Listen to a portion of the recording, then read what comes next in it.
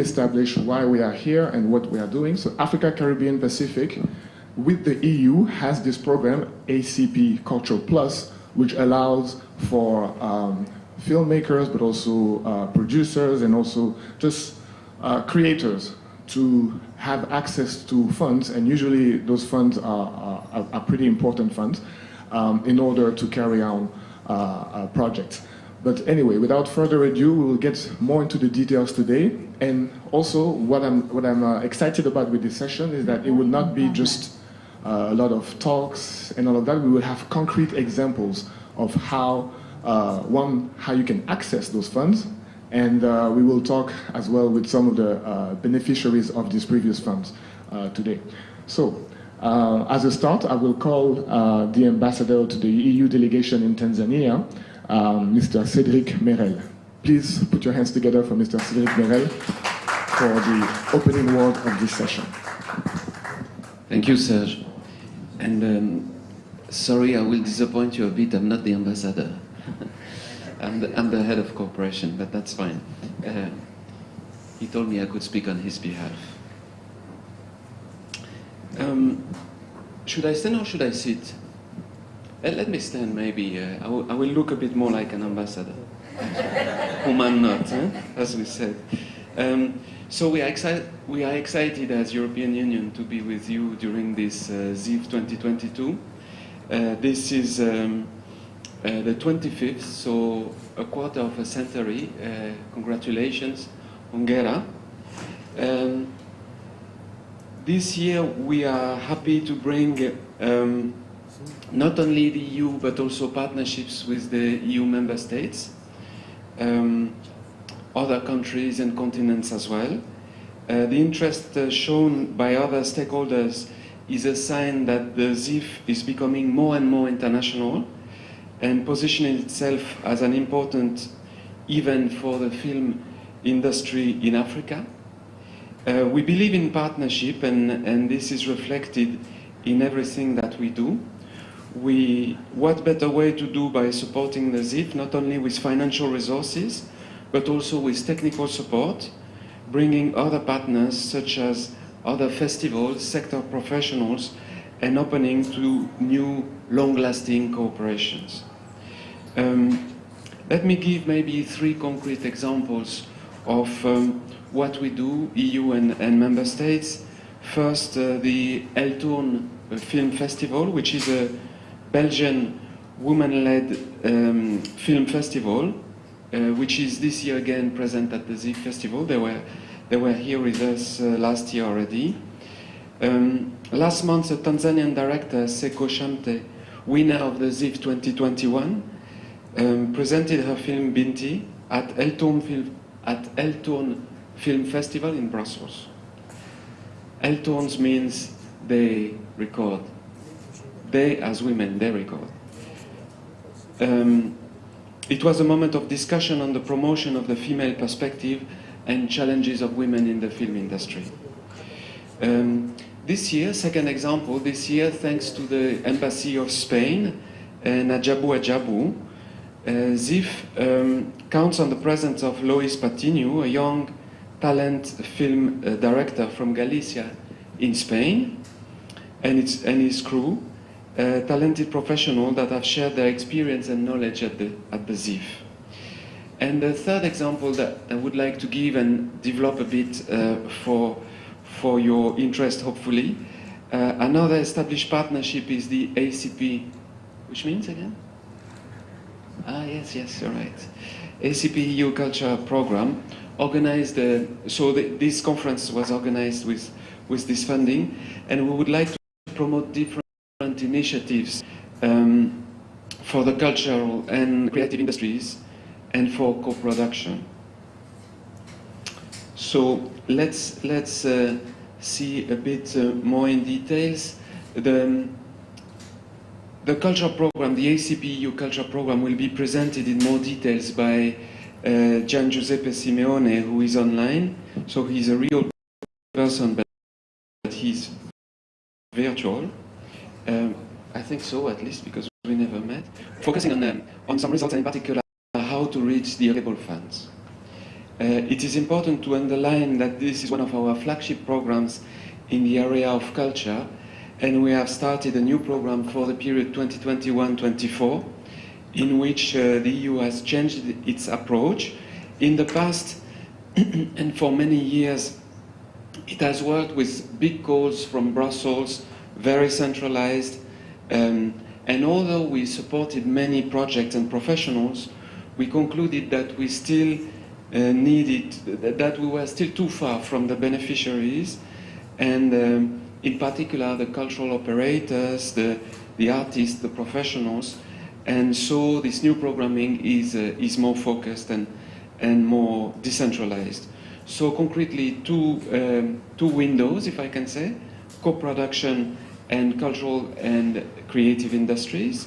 On co-production, the approach is to work with existing funds, such as the CNC, which stands for, okay, no one knows? Ah, it's because it's in French. So it's in French, so no one cares. Okay, I am French myself, and that's okay. The Berlinale and the World Cinema Forum, for example, focusing and supporting ACP production. This mechanism will be explained later in details by professionals from Docubox, Kenya. So you will get more details in a few minutes. Regarding the creative and cultural and creative industries, the new approach led to set up 6 regional hubs in Africa. One of them is for East Africa, and this one is led by the British Council and HEVA Fund, and they will present also in a few minutes concrete opportunities to set up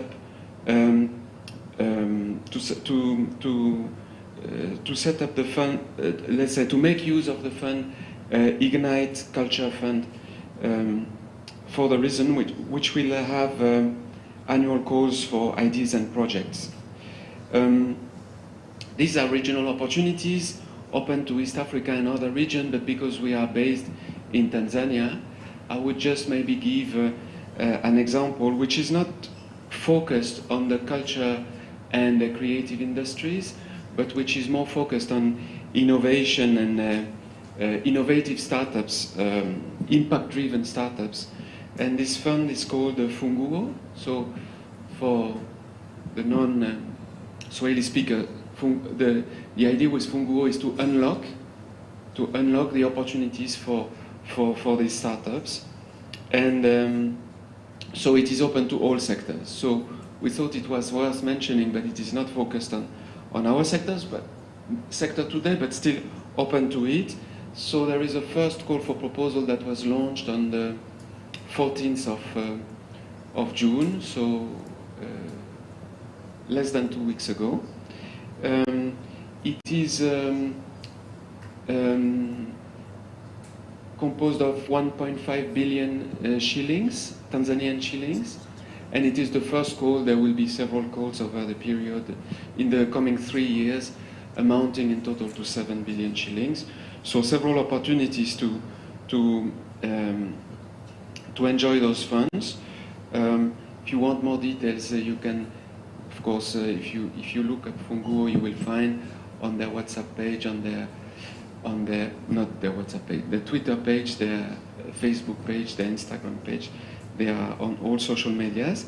It is important to understand this because there can be many other funds of the same kind open to culture also.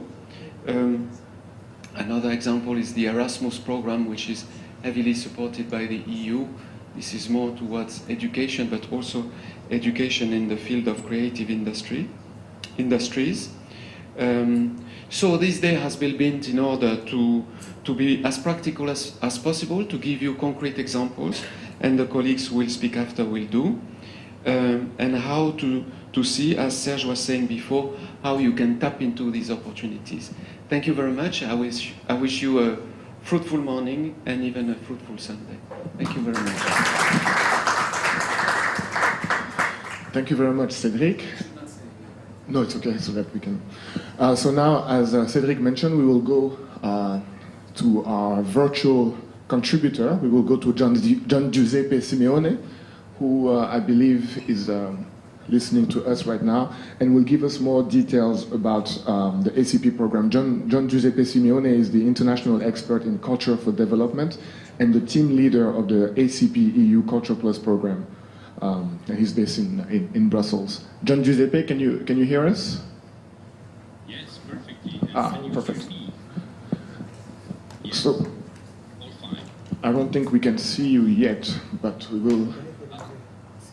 I am online. I am on screen, so you should be able to see. 2 seconds, John Giuseppe. We are just fixing the sound here so that we can hear you correctly. Okay. We're working on that.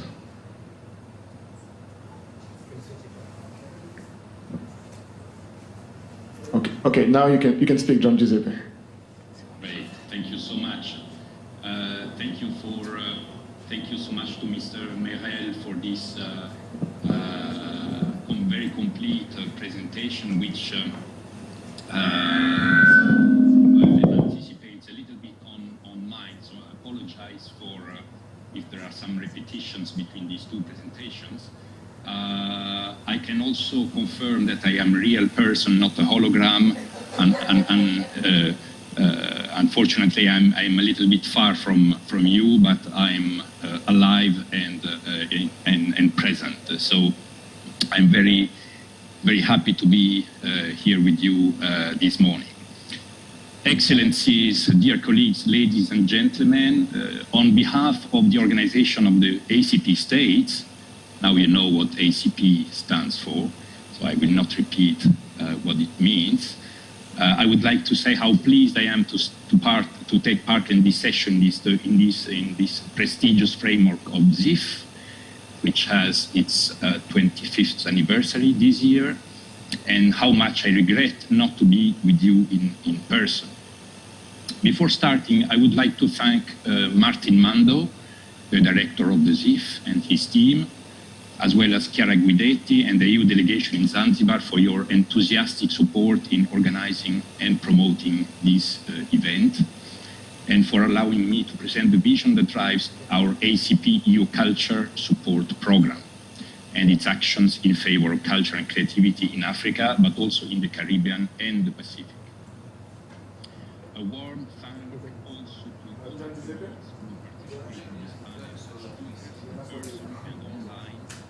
bringing your experiences and guidance, which will be extremely useful to you. John Giuseppe, sorry, we can't see you on the screen. Are you able to put your camera on so we can see you on the screen? So my camera is on, unfortunately. I cannot try to... Can you see me? Hello? My camera is on, so you should be able to see me. And my colleagues in the Zoom can see me. So there is maybe an issue, a technical issue there in the room. Anyway, can you hear me? Yeah, I can hear you. We are good. I can continue? Yes. Great, thank you.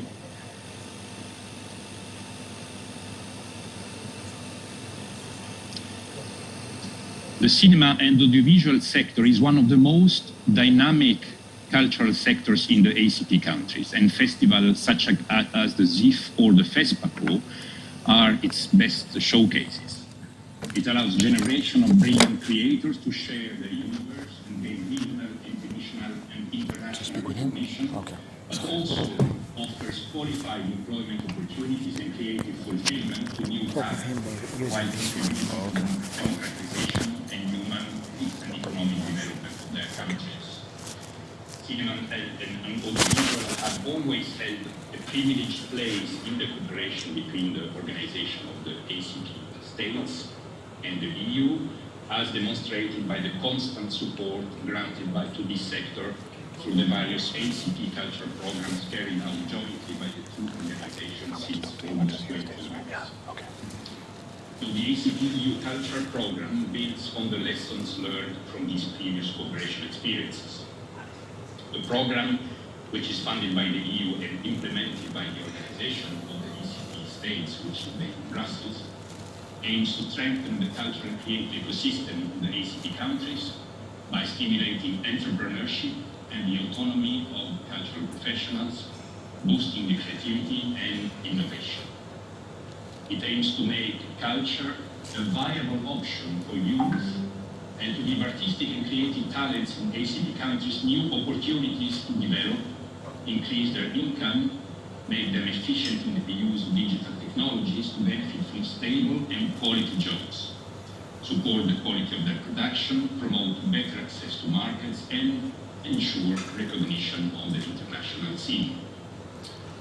The relevance of these objectives has been further reinforced by the COVID crisis, which has had a dramatic impact on the cultural sector worldwide, while revealing also its resilience and capacity to reinvent itself. Launched for the period 2019-2024, the program has the largest intra-ACP budget of 40 million euros, out of which 30 million are redirected to the cultural sector in the form of grants and other support measures. And unlike previous programs, which were managed from Brussels, and Mr. Michael has already insisted on this aspect, the ACP Culture program is based on a cascading funding approach. This means that the program complements and tops up the funding provided by international, regional, and national organizations active in supporting culture, which in turn issue call for proposal to the field once or several times a year, while accompanying operators in the implementation of their projects. This innovative approach allows better complementarity and synergies with the stakeholders, which are solidly rooted in the ACP regions, with outstanding track record in supporting culture and creativity, a fruitful collaboration and capacity building for regional and national organizations, and the multiplication of funding opportunities for cultural operators only. Following this logic, two main support mechanisms have been put in place, this has already been said, through this innovative system of cascading grants. First of all, support mechanism for ACP audiovisual production. When we put the videos for Plazanet, it's already queued, right? And secondly, a regional support Yes, Plazanet and then Quebec. Because this is when he announces when it comes. Plazanet comes first and then Quebec. So it's already in the system there? It's controlling it, yeah, he's sharing from here. And they know? Yes, they know. There is They know. You talk to them, they know. Because it's next, right? That's the next thing. It's Plazanet and July. Okay. Let's open the meeting on the support mechanism for ACP audiovisual co-production. This component is based on the assumption that a huge problem for many ACP countries is the lack of funding for film and audiovisual production. It takes a long time to find the necessary funds to complete a film, a documentary, or a series. Hence the idea of supporting co-production, which allows the pooling of talent, resources, funding, and revenues from several countries, and the establishment of collaboration networks across the continent, which contribute in the strengthening of the value chains of film and audiovisual. The aim of these mechanisms is therefore to complement the funding provided by existing co-production funds and to facilitate access to them for new operators. These partner organizations manage the new funding according to their own rules while respecting a certain number of principles specific to the EU funding. From 2022 onwards, the first three contracts signed in 2019 with the Organisation Internationale de la Francophonie and the FOPICA, the CNC, Centre National du Cinéma et de l'Image Animée, and the World Cinema Fund have been complemented by two new contracts, which is Plan ACP2 with the Organisation Internationale de la Francophonie and its regional partners, and Dental ACP2 with the CNC and its regional partners, which considerably strengthen the mechanism in support of ACP co-productions, activating a network of regional partners who are also responsible for launching call for proposals and allowing the mechanism to be extended more effectively to the English-speaking Africa, but also to other ACP regions such as the Caribbean and the Pacific. And the global budget devoted to this component has been then increased to 10 million euros. To support co-production, we can rely on the solid experience and well-established networks. Our beneficiaries and partners are existing international, regional, and national support funds working in consortia.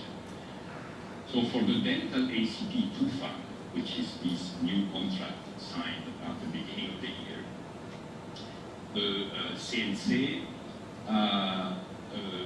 FOPICA in Senegal, and Docubox in Kenya are all three committed to issue call for proposal supporting production and post-production, but also proposing a range of accompanying measures to increase the quality of the production, providing capacity building to cultural operators, and ensuring better promotion and distribution. And you will hear more on this from Peter Ndamba later this morning. Club ACP2, which is the second fund managed by the Organisation Internationale de la Francophonie, the Fonsic in Côte d'Ivoire, the National Film Authority in Ghana, and the Rwanda Film Office, will provide support to production and post-production of feature films, series and documentaries, and accompany projects with capacity building initiatives. Two other co-beneficiary partners, which are Documentary Africa Kenya and Rencontre du Film pour Madagascar, will focus on accompanying measures for documentaries and short films. And then the third fund is the Cinema Fund, Cinema World Fund of the Berlinale, which also provides funding for feature films, documentary series, as well as a number of technical support actions. These partners are committed to issuing one or more call for co-production projects each year until 2024, thus multiplying the funding opportunities for cultural operators, cinema and audiovisual. Thanks to the ACP EU Culture Program's grants, which are additional to their own, these partner funds provide top-up in the form of ACP bonuses to audiovisual co-production and support operators in the production of quality works and in their international distribution. These bonuses can double the initial fund. As already mentioned, further to the financial support, these organizations provide a wide range of accompanying management, capacity building, improving access to complementary funding, and increasing the opportunities for a better distribution at a national and international level. This through training programs, coaching activities, workshops, master classes, participation in festivals, organization of conferences and panels, and so on. We have got very encouraging results for the 2020 and 2021, since further to the evaluation commissions for 2020 and 2021, a total of 3.3 million euros was allocated in ACP bonuses to 97 feature and short films, series and documentary projects in 23 beneficiary countries in Africa, the Caribbean and the Pacific. The projects also represent over 200 partnerships established in 36 countries, both ACP and European. This is a considerable success. As a reminder, only 13 films were funded over 5 years during the previous ACP Culture Plus program.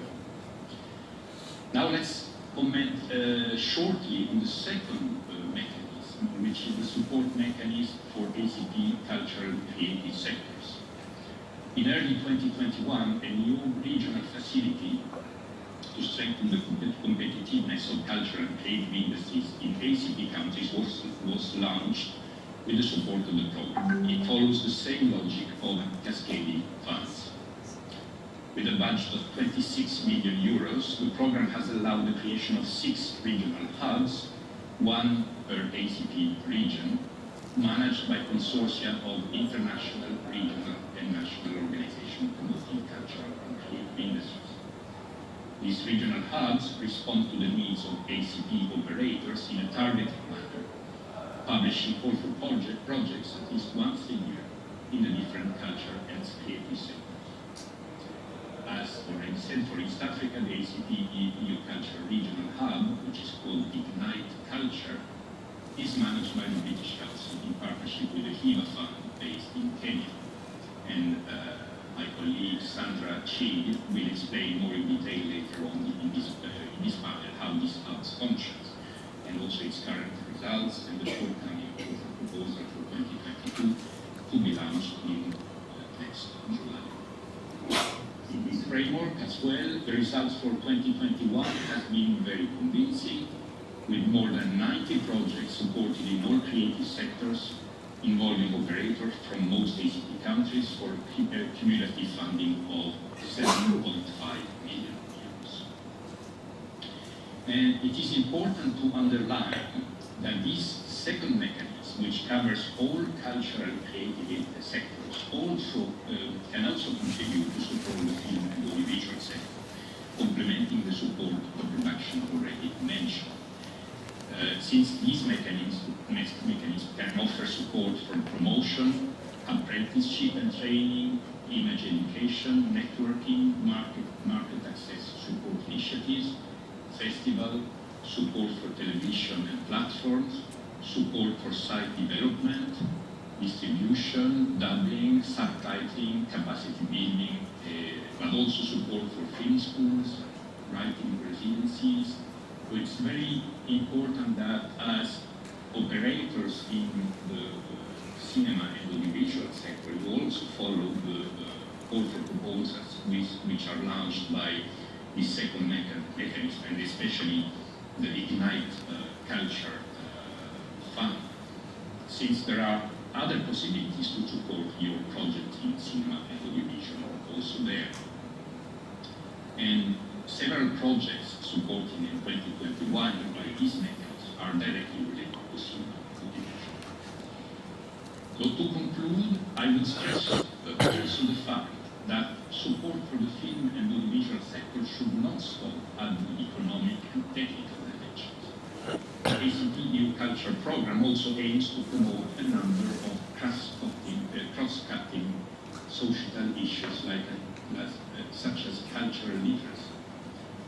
There is a more and more topical need today to educate the behind, especially for young people, to initiate them to critical thinking, to distinguish between what is true and false, to promote the values of citizenship, question stereotypes, fight against racism and other forms of discrimination, and to ensure that thanks to culture, our societies are more inclusive and equal. And we have just organized a panel on this topic in the context of the European Development Days in Brussels a few days ago. The issue of gender equality and an equal access to opportunities in CCIs is also a priority. And in this respect, film and audiovisual media have a particular influence in educating people and changing mentalities. There is still much to be done, among other things, to ensure that women directors and producers are given the place and opportunities they deserve in the film industry in Africa and in the other ACP countries, ACP regions. Women's entrepreneurship in cinema and the challenges related to the access and practice of film profession for women are issues which are closely followed and supported by the ACP EU Culture Programme. They are targeted by an ongoing reflection and debates organized during several international events in which the organization of the ACP states and the EU have participated, like the ZIF, the FESPACO, the WOMEX in Porto, the Luanda Biennial, the Festival El Turn in Brussels 1 month ago, and they will continue to mobilize the attention and energy of the teams in charge of implementing the program, as for all other measures likely to highlight the role of culture to improve the daily lives of men and women in ACP thank you very much for your attention. I hope I can't be too long. And I remind you to go regularly on our website and social media. You can Google them on the web. It's very easy to find. ACP New Culture. www.acp.eu.culture.eu and the social media to be informed about all the incoming opportunities for funding. Thank you so much, and I will be here to answer any possible questions later on in the discussion. Thank you so much. Thank you. Thank you, Giuseppe. Thank you, Giuseppe. I don't know if you can hear me. Yes. Okay. Perfect. Thank you so much. Okay. I can see that the room is fuller than it was at the beginning. So welcome to all the latecomers. So we have heard now from Giuseppe. And we will get into, as I was saying before, something a bit more concrete as well in terms of the implementation of these programs. This year marks the beginning of a new partnership between Docubox and the CNC. So now you all know what CNC means by now. Yeah? What does it mean? It's in French, so it's a bit tricky. What does it mean, CNC? You speak French already, no? Okay, that's right. Okay. But yes, CNC is basically the organization, it's like the French Film Commission, the organization that organizes and regulates cinema in France. And for the very first time, they have a partnership with a non-Francophone country. You know, like they've had several partnerships before with Senegal, Côte d'Ivoire, and Burkina Faso. And now it's the very first time that there is this partnership with Docubox, which means a deeper presence for the CNC in East Africa and in English-speaking Africa. So it's pretty good news for you guys because this is East Africa. But before we get to Docubox, we will first hear from CNC and especially Mr. Michel Plazanet, who is not with us today, but he has a video that should be coming up very soon. Yeah, the video should be coming up very soon. And yes, it's really an exciting new partnership, and we look forward to the details of how the new funds will be implemented. Do we have the video from Michel? Not yet. There's some syncing issues. So in the meantime, should we have another quiz, maybe? What questions can I ask you? So you know what the CNC means. You know what ACP means. EU, that's the easiest, right? What does EU mean? What does EU stand for? It's Sunday morning. I like to take it easy, you know, because you never know. So yeah, EU, yes? Thank you. Okay, so EU is the European Union. Ah, how do you say European Union in Swahili? Wow, that's a nobody knows. My Swahili is not good enough to even attempt to answer that question. Which one?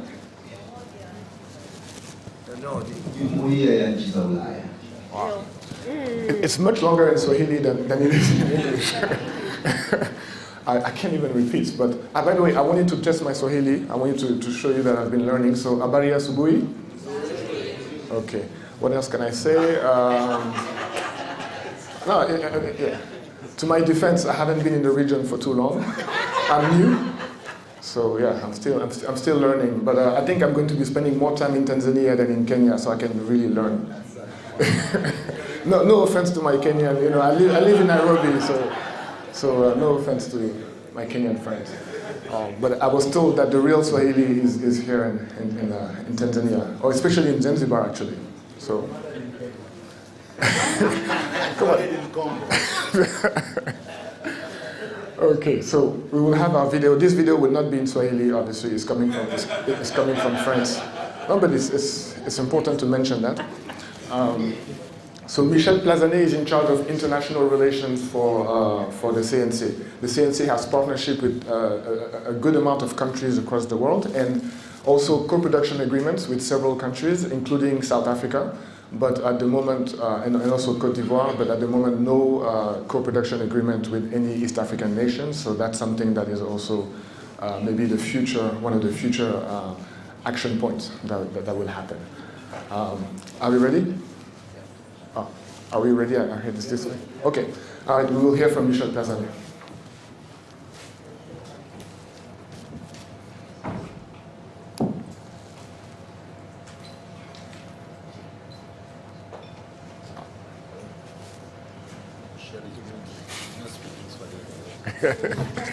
He's not speaking anything.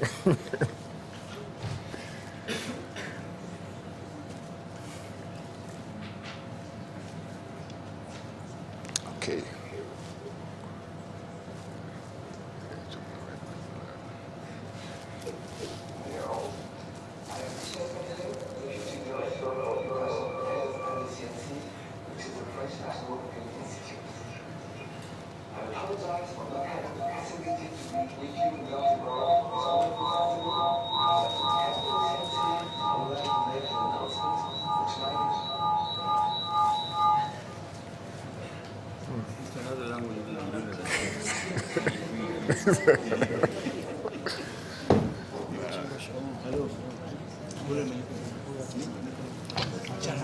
Do you think it can be fixed?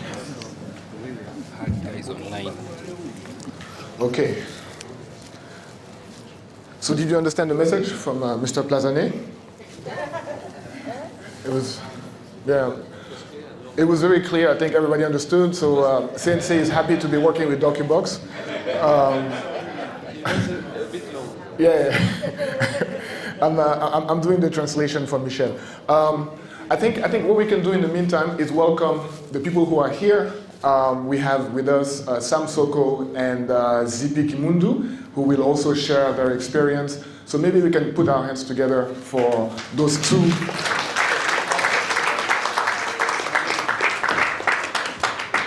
And then they will be joined by Mudamba right after, so that we can have an exchange and also a clear example of partnerships, of co-production, and also of applying to ACP funds. Zipi, you are coming also. Thank you. Yes, as we wait for technical, difficulty, those things happen. It's normal. Oh, sorry, we don't have enough chairs. No, it's safe. Okay. So the idea, and you're the boss here. Okay, you see that's what cool happens in Africa all the time. But go ahead, take the microphone. Basically, the reason why we are having soccer for now, and just the simple introductions first, is making sure this lined up stuff that has been done is totally ready.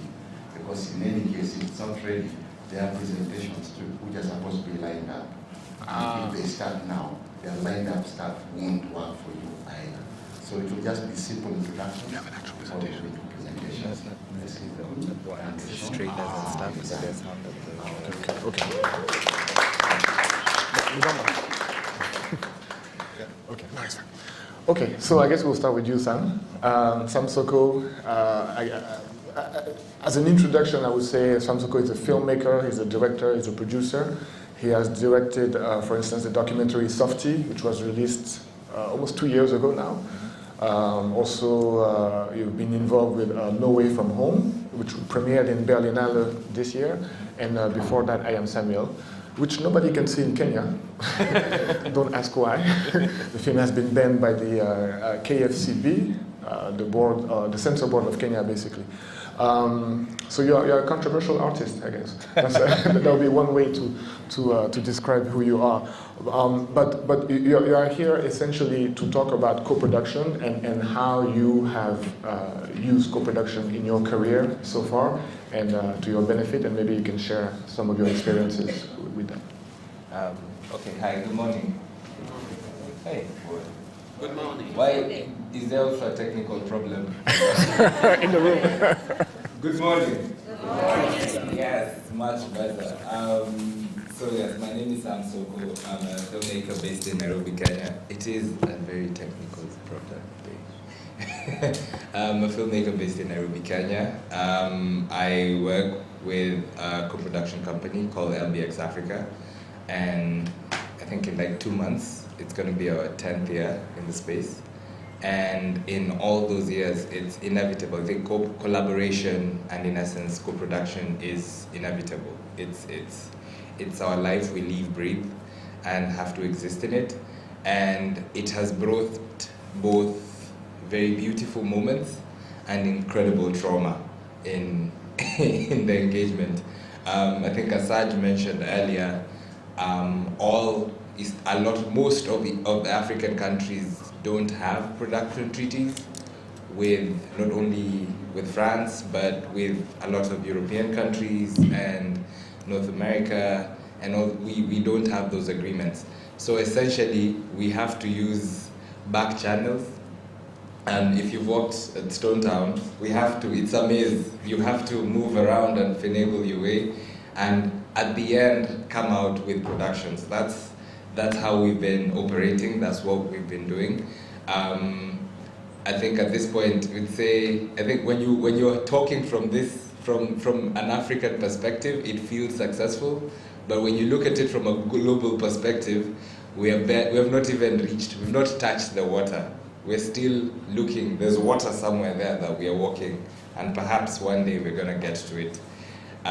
So in terms of our experience and our engagement, I would say as a production company, it became very important, and I think a lot of our work and our learning when it comes to co-productions have stemmed from both the beauty and the traumatic experiences, especially the traumatic experiences.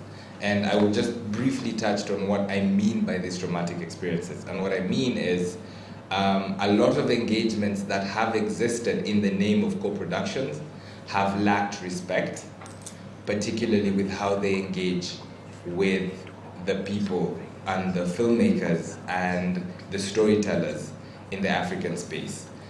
We've had experiences, we've had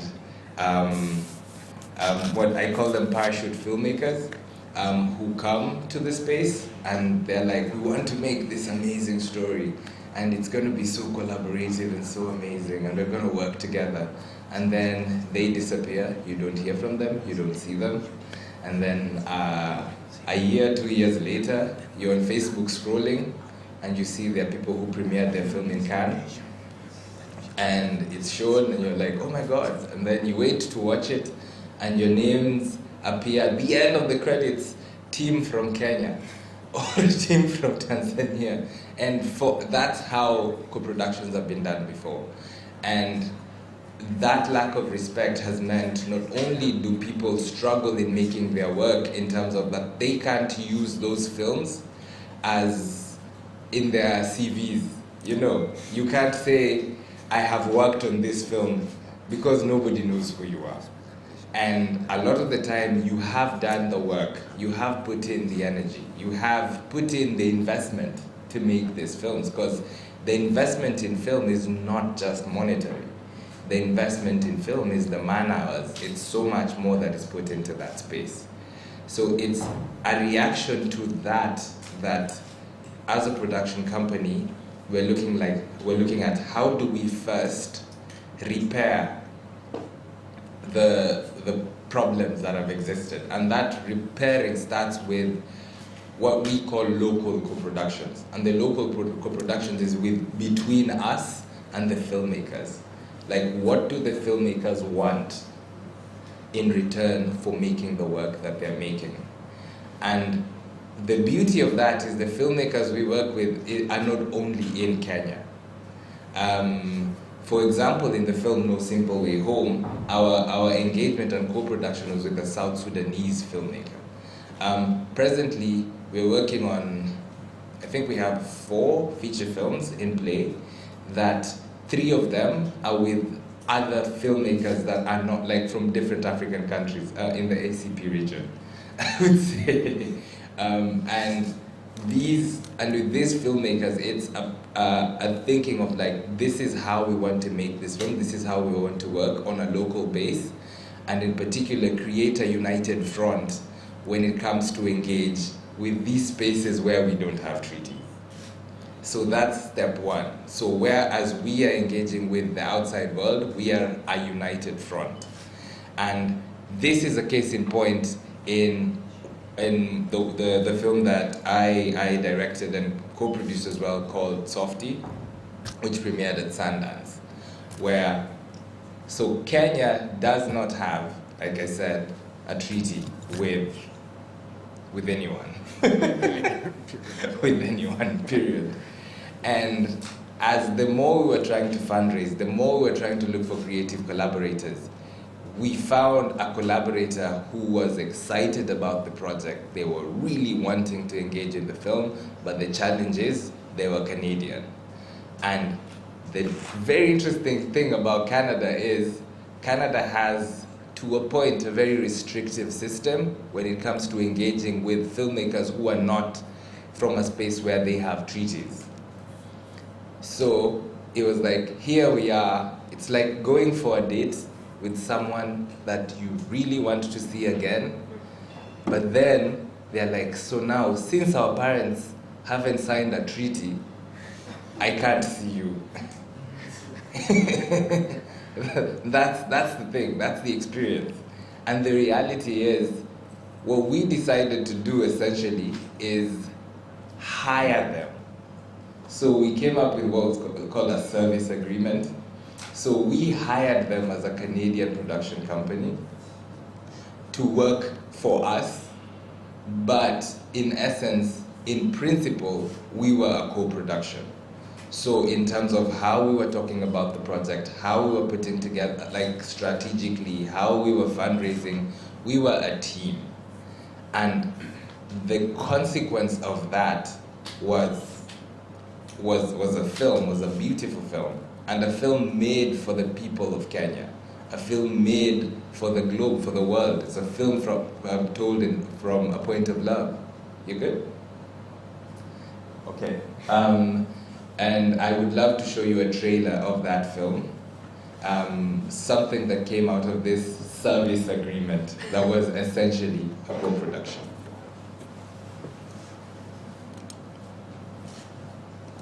The trailer for Softy.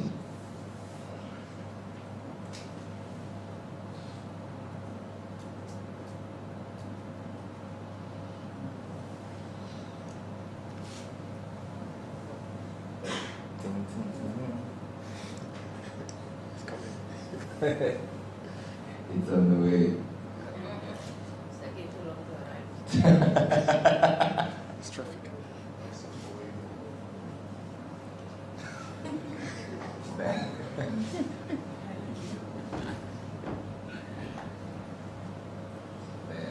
What's the name of the production company in Canada, if you don't mind? In the Canadian production company? Yes. I Still Film. I still. Film. Like eye for eye, Yes. steal for stealing, film. At least you know.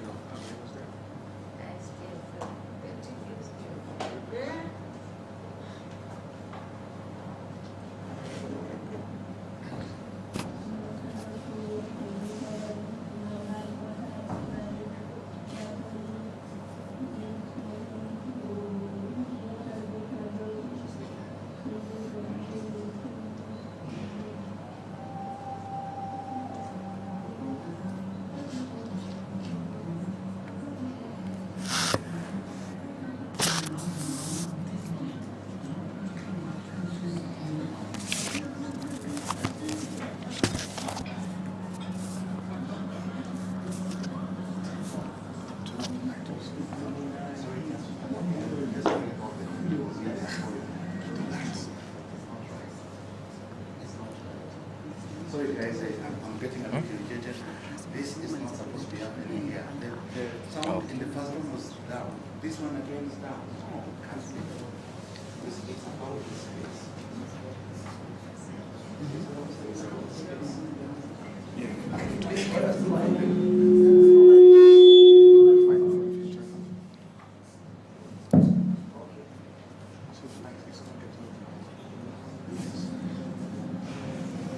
Kenya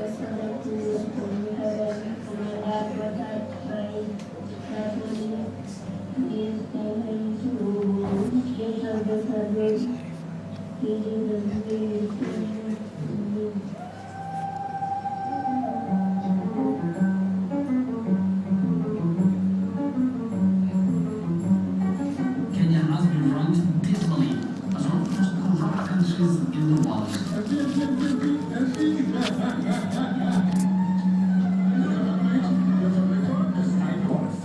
One folks, this young man is one word: fearless.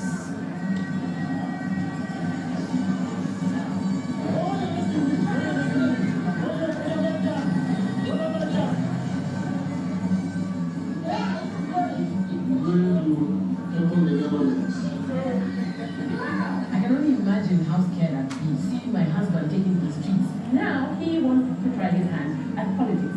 What? My hand is made out of beauty pie. What? This is how you're telling me.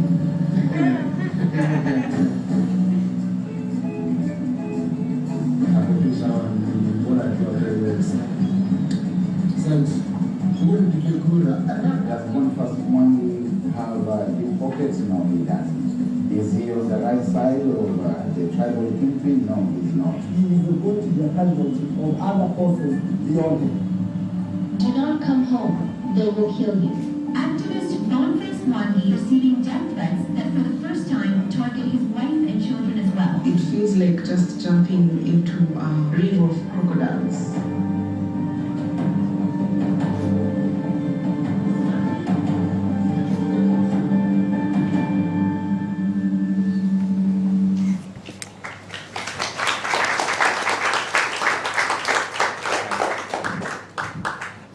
Yes, so that was Softy. We premiered in January of 2020, just before the pandemic hit at the Sundance Film Festival. And one of the things we benefited from, we could have benefited with a stronger co-production agreement, would have probably have gotten more access to Canadian funding, but we didn't. But what we did, because we did most of our post-production in Canada, we received a couple of tax incentives that really helped with our budget in meeting certain goals that we had. And another thing we learned in the journey of making Softy that deals with co-production is a lot of lessons in working, in kind of understanding the demands of other co-producers in different spaces. So we did have conversations with, say, a co-producer from Scandinavia, who had access to a particular level of funding, but then it was important for us to determine and decide what that funding means for us and what it will mean for the project and where we wanted to take for the project. And in those conversations, we ended up not going with the agreement with the co-producer, particularly because the journey of the film would have been impeded by engaging and having the connection with that co-production.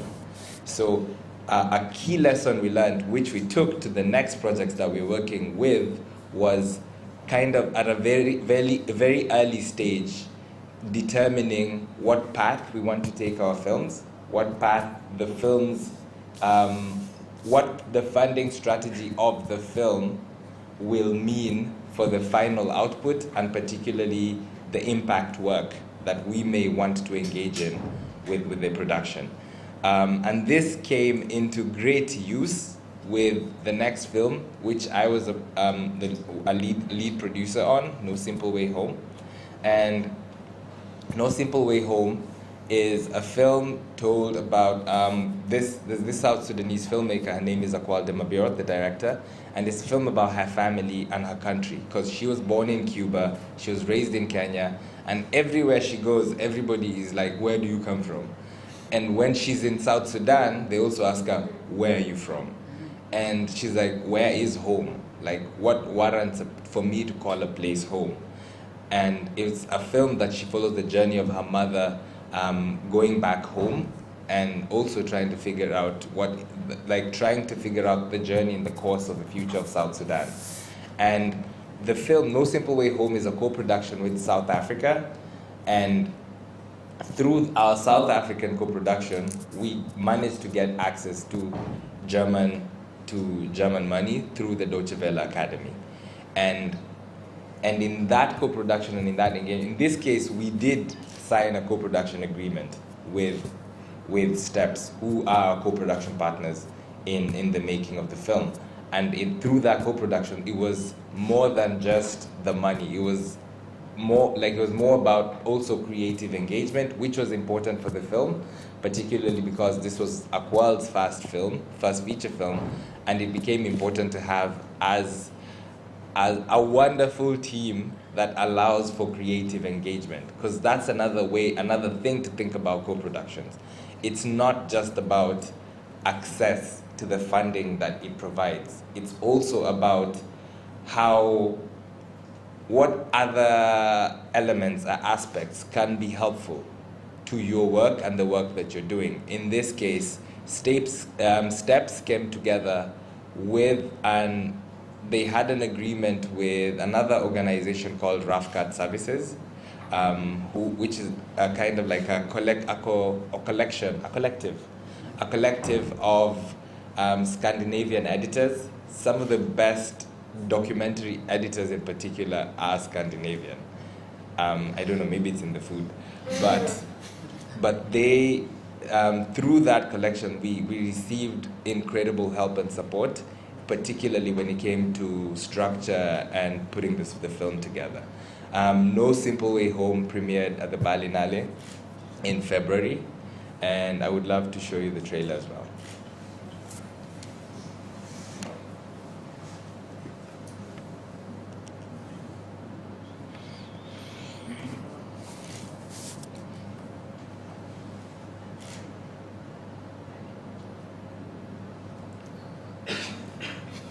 It works.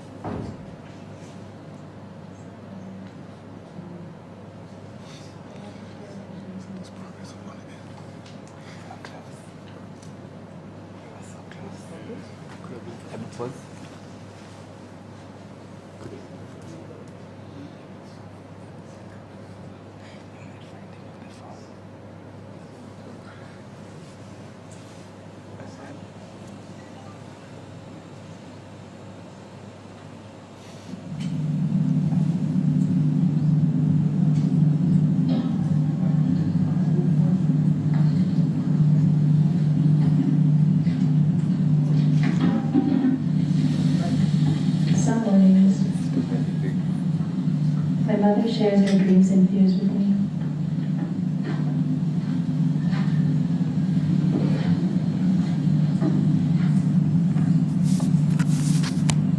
She started doing it right after my father died. It doesn't feel like that long ago. Yeah, that has been long since your dad left us. 15 years, maybe 16 years.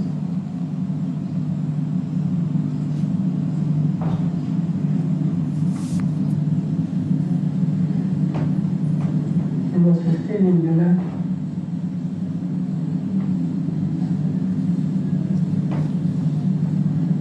My parents have been at the center of a liberation struggle. That means they've never simply belonged to me. They never simply belonged to each other. They belong also to the country.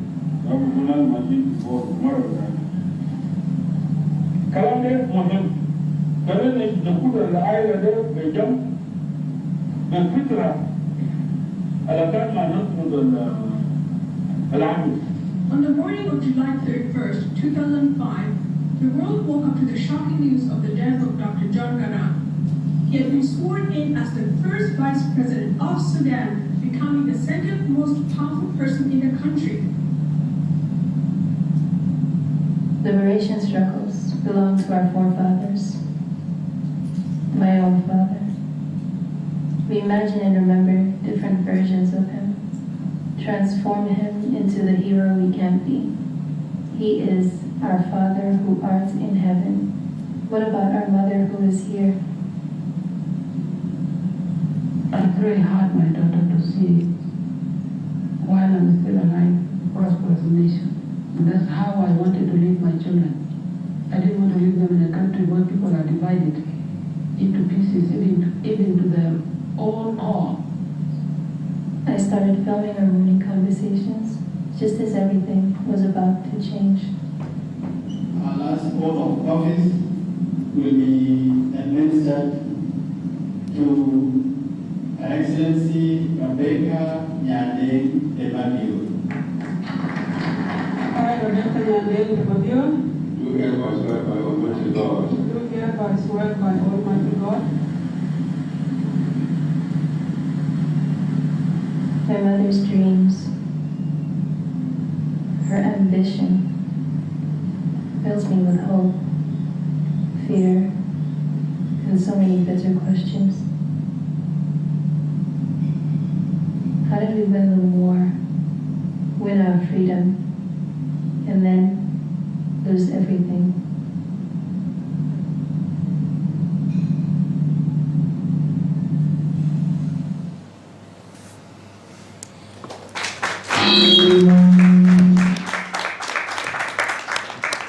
Thank you.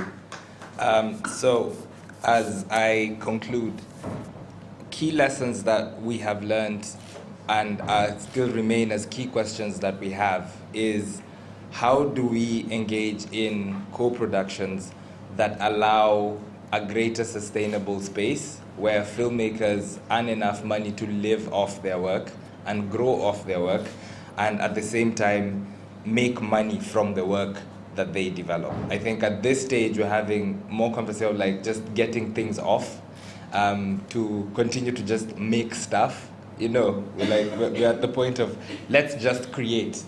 But I think our conversations have to go beyond that space, and like, how do we quantify the work that we put together and the work that we develop? So I think these are questions that we'll continue to have and continue to engage in. And I hope we do find answers that are respectful to both the co-producers on outside the continent and within the continent. Thank you.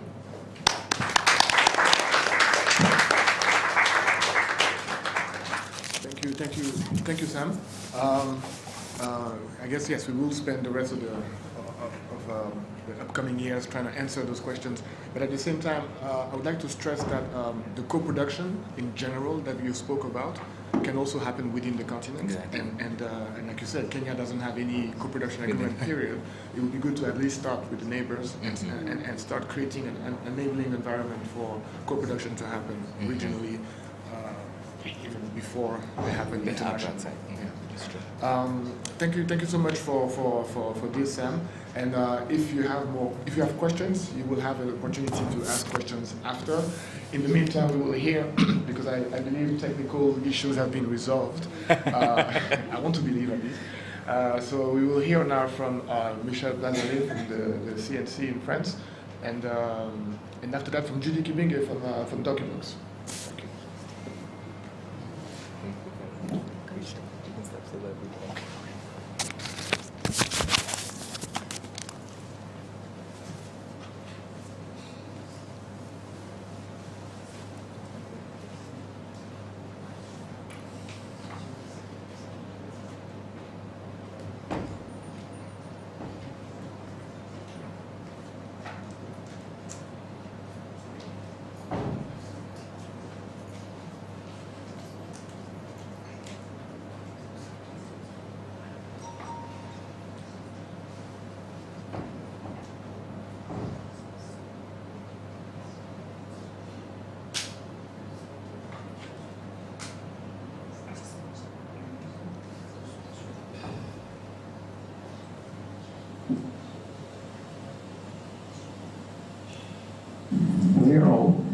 I am Michel Blazalet, Deputy Director for International Affairs at the CNC, which is the French National Film Institute. I apologize for not having the possibility to be with you in Zanzibar for this wonderful festival, but on behalf of the CNC, I would like to make an announcement which might be of interest for all the cinema professionals who attend the event. In 2020, the CNC launched the dental program, supported by the European Commission and the Organization of African, Caribbean, and Pacific States. In this framework, we are pleased to announce our new partnership with the FOPICA from Senegal and Docubox from Kenya. It will allow the CNC to extend the duration of the dental program and add to the scope of the FOPICA and Docubox. The three partners will be able to give grants and implement capacity building actions dedicated to audiovisual professionals from the ACP countries. On the occasion of the Zanzibar International Film Festival, the CNC and Docubox are pleased to launch a call for projects which will benefit from this new partnership. 2 documentary feature films from East Africa will be selected to receive each an €80,000 grant. More information about the application requirements will be given shortly. I would like to warmly thank the European Commission and the ACP Organization of States, as well as the FOPICA and Docubox, and of course the Zanzibar International Film Festival, which allows us to make this announcement.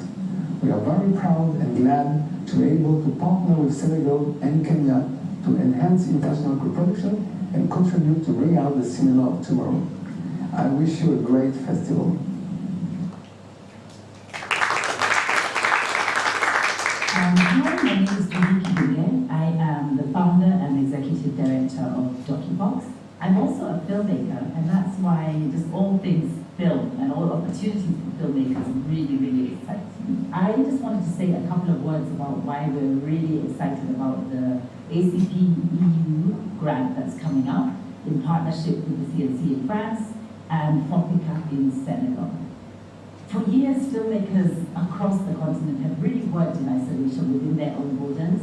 And the one thing that we need to do a lot more on our continent, if we're really going to progress and if we're really, really going to become world-class, is begin to collaborate more with each other. I'm really, really excited that this co-production grant will enable filmmakers in different countries to get together and share not just stories, but share talents, share skills, share abilities. We really, really hope that this is going to be the beginning of wonderful, wonderful co-productions. I really look forward to the day when Kenya will collaborate with Namibia, where South Africa will reach out and collaborate with Tanzania, where Uganda can collaborate with Senegal. So thank you very, very much for listening and attending.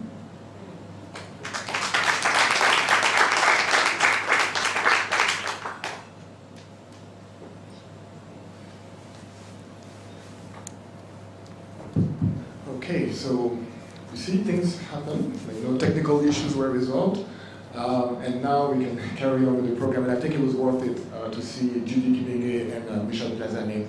And now we are going to have Mr. Mudamba from Docubox, who will give us more. Oh, sorry, before Mudamba, we will start with Zipi Kimundu. So please welcome again Zipi Kimundu.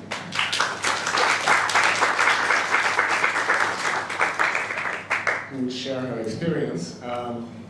With Sam, we discussed co-productions and the potential of co-productions, and with you, we have an example.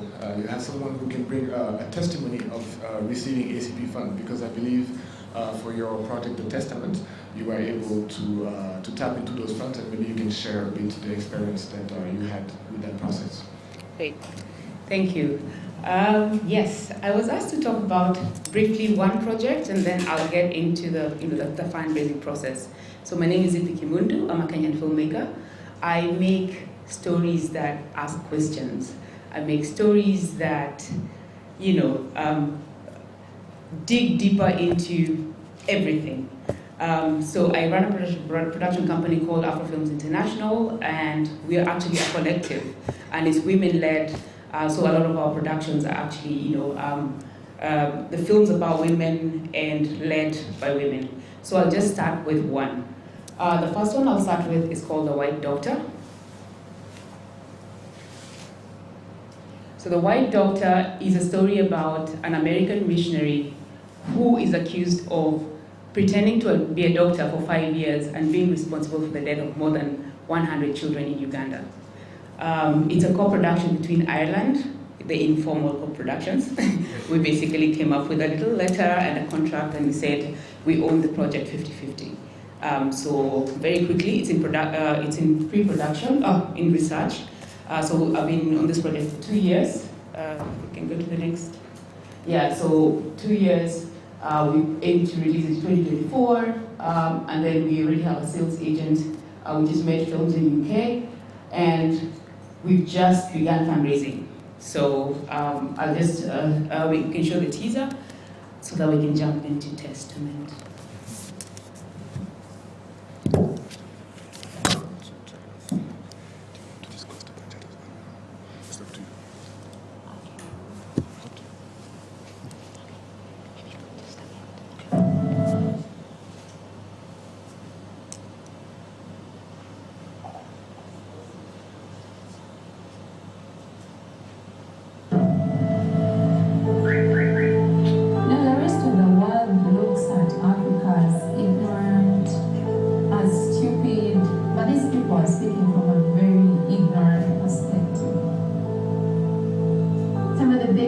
That you can be involved with serving with children is to be a prayer warrior. What we do is for Christ. We're here as his ambassadors, and so that's first and foremost our priority. I heard about serving his children through a friend.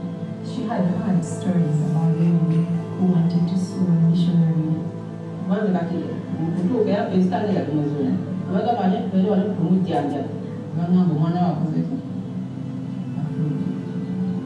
I met very many women. Most of them did not know what they wanted, except for saying, I want to know what killed my child.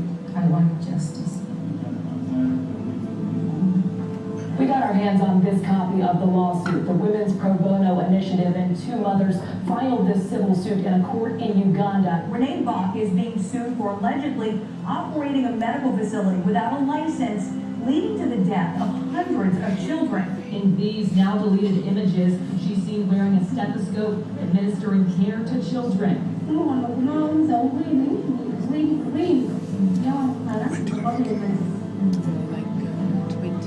First off, I am representing myself as a medical professional or health worker of any type. I have assisted our medical team in emergency settings and in crisis situations.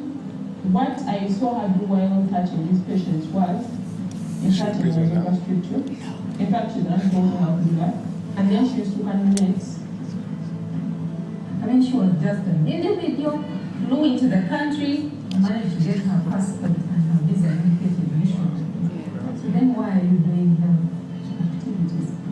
I was asked to dinner with my family, and I heard that he was at a hospital in Jinja, and I went back 3 times that day and ended up finding an intern doctor, and were able to get discharged and have him transferred here to our facility. She took the kid severely, very sick, from the hospital to her home.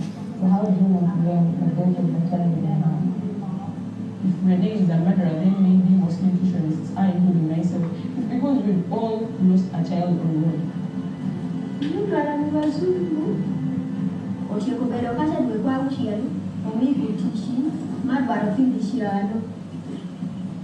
Azalanga osanga yali obuginga gwe wali obubi ne bakukwatako nebabana n'owange bakutana aye ng'alakinga omusaayi era omusaayi gwe bamutaako okugwalirako omunono ogwokubiri gwalibwa atyona mulala yafiira mwibala omulala yafiirawo.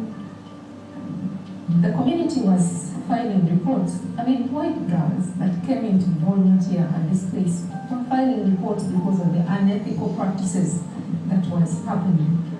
Apparently, these people would go and pay us. Naye waliwo eyakumirako esimu abakumyeko ekyo nane minisita nibadda nebalikuba nebalyasaza ali ssaawa 8. Yeah, I thought I was working for something this weekend. He was there at the court office. It was shot late at our home. In Uganda, we usually say that the missionaries came with a gun in one hand and the Bible in the other. So they are telling you to love one another.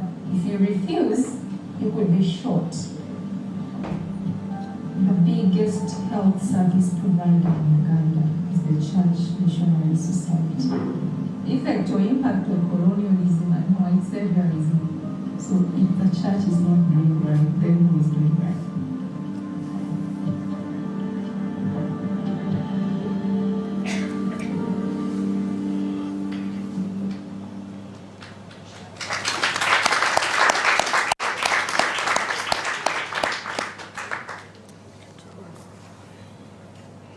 Yeah, okay, so, so that is the white daughter. I decided to start with this because it's very, very early in the process and we just began like active fundraising. Actually today my producer is actually at Sheffield pitching the project while we do this. So we got into Sheffield, we got into hot dogs this year, and we've just been really trying to get partners, and we are starting to shoot in August, hopefully, yeah. Okay, I'll jump because we don't have too much time. Yeah, so I'll go to Testament. Testament is a story about a woman trying to find her father's remains before her mother dies, but then it becomes investigation into the British atrocities in Kenya, so it becomes a much bigger story, and we tell the stories that no one wants to speak about. We've been on this project for 7 years. Go to the next page. Yes, we've been doing this for 7 years. We are in post-production now. This was the one that was lucky to get some ACP money, but I'll go deeper into that in a bit. And then it's a co-production between Kenya, US, and then we have Brazil and Portugal. So I have a co-director who was born in Kenya, moved to the US, and then 4 years in, we were really struggling to fundraise. We were really struggling, but then we knew that we needed to wait for the right partner because we had had really bad partnerships. It was really bad, and for me, like, this is a very, this story is really important because we're trying to really uncover a lot of things that have not been telling the story from the point of view of the people who are actually fighting for freedom, for the people who never had a voice, because it was people were not allowed to speak about it until the 90s. It was actually banned to speak about being Mau Mau and being in the fight. And then for ACP, then we got Germany and Uganda. So let's play the teaser, and then I'll go specifically into the application process for ACP and World Cinema Fund Africa.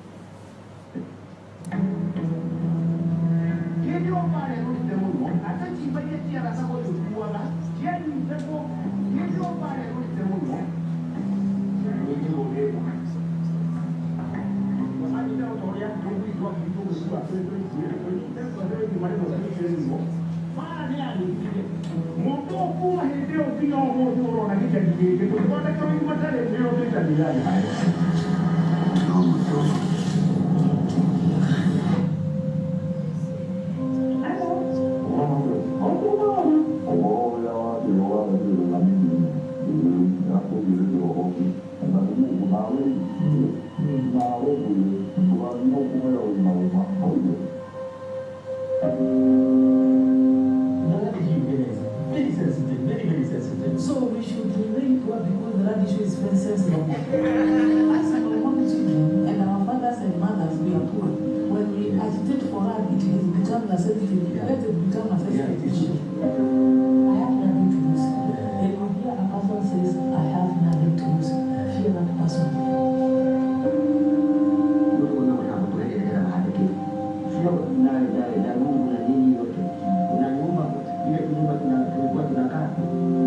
Freedom is something that we can talk about and argue over, but not everybody is free in Kenya.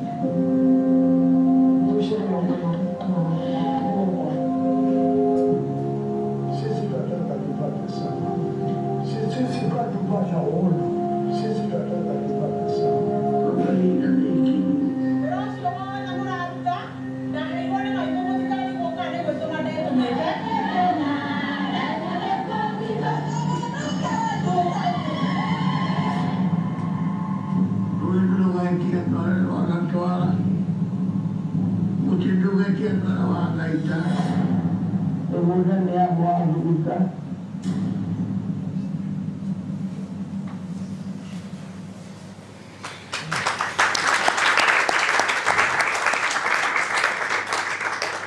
so thank you.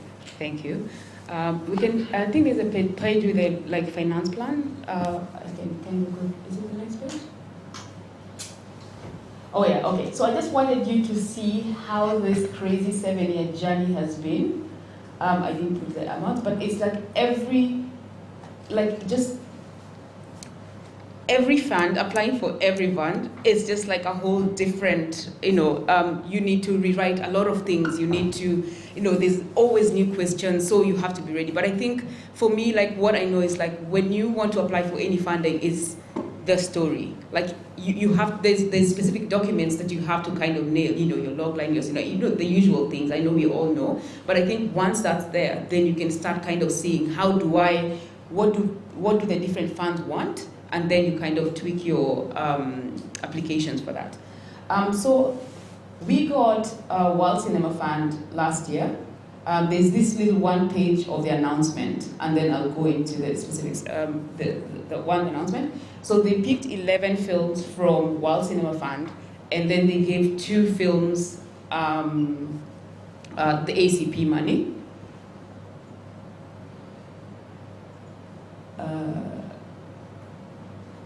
Yeah. Okay, no, that's another one. Okay, sorry. I'll keep talking as they find it. So how we had to structure it. So it was me, Kenya, my production company in Kenya called Afro Films International, and then there was Mina Nanji, who's my co-director. She now fits in. Everything comes in under Afro Films. She does have her own American production company, but for a lot of funds, it does not qualify unless it's an American fund. And then our co-producer, she's Brazilian and lives in Portugal. So the good thing, there was another ACP country. And then I work a lot with a production company in Uganda called Talking Films Productions, and we went with them as the 3rd ACP country. And for me, just structuring these partnerships was just really important, because you can make agreements that don't make sense for your film because you're trying to just apply for a fund. And what we did is that our producer, Eliana Ferreira, she's really great. When she came in, she started introducing all her allies, all her partners that she's worked with, and then we were sure of those relationships. Because once, we'd structured it, it was me, my co-director and I, we were 50-50 for 4 years, because we're we want all the rights. And then when the producer came in, she actually accepted our sweat equity, and we gave her 20%. So we became 40-40-20. When the Germans came, they had worked with Eliana for a long time, so they didn't ask for stake. They said, we are just going to do this agreement for this, and then we worked it out. But we didn't have to give them a percentage of the film. For us, that was really important.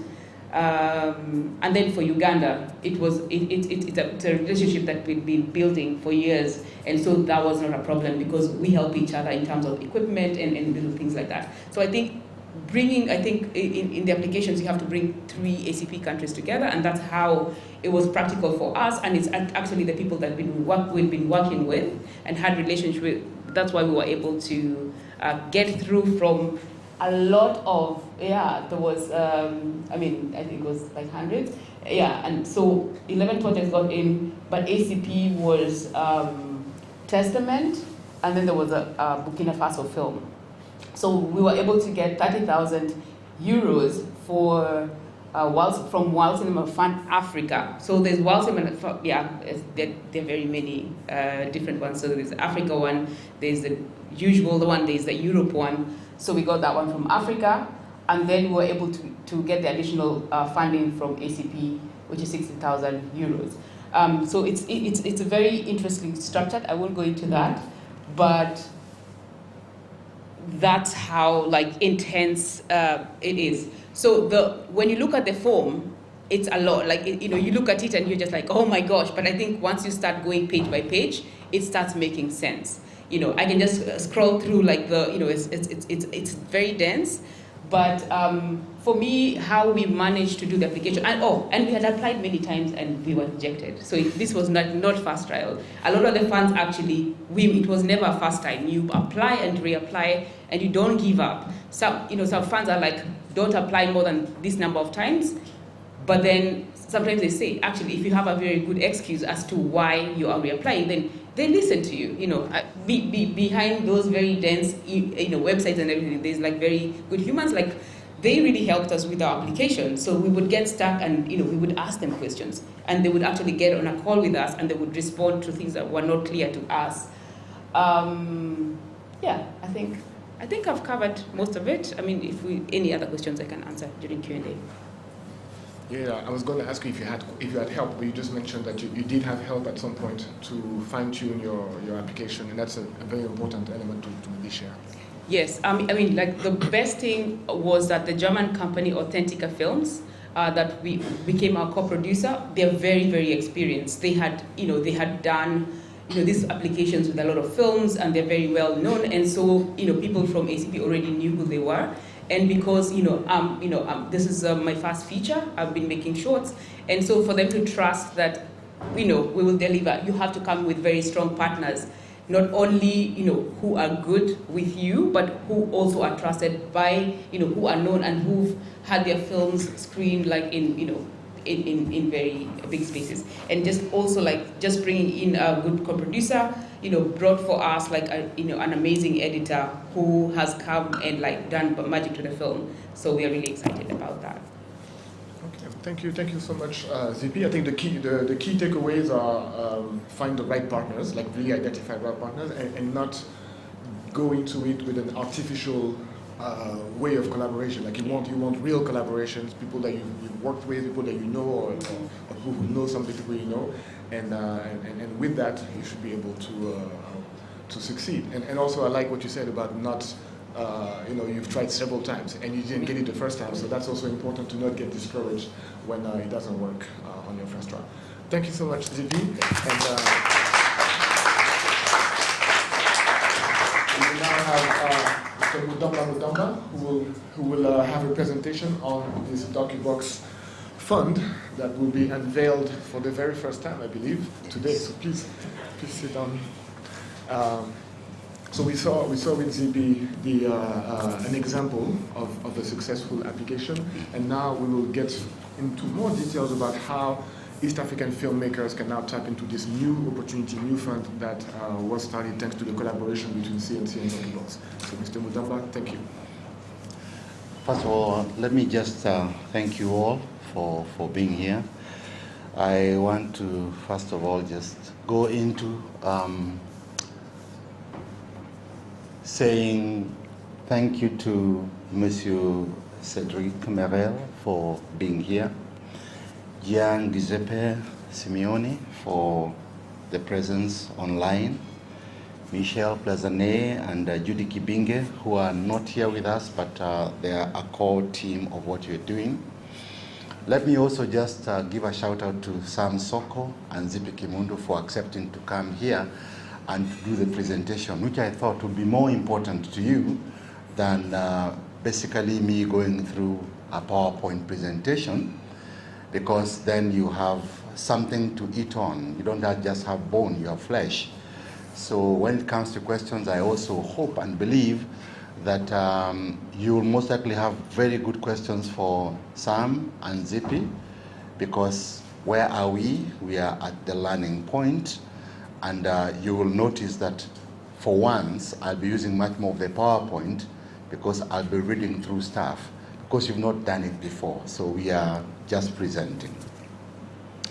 Secondly, allow me to first of all introduce this by being able to go through what we have from Docubox. It's a 1 minute. It helps you understand who we are. Then from there, we'll see what to do. Sasa, it's 1 minute from Docubox.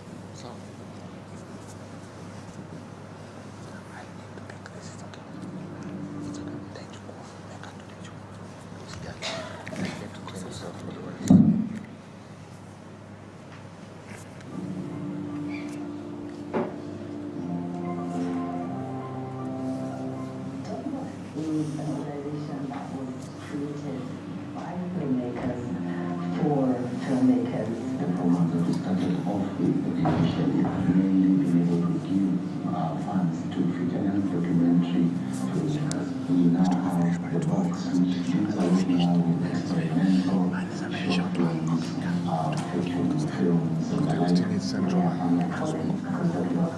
They've allowed me to be able to tell those stories, and those stories then be used as a tool to make a change.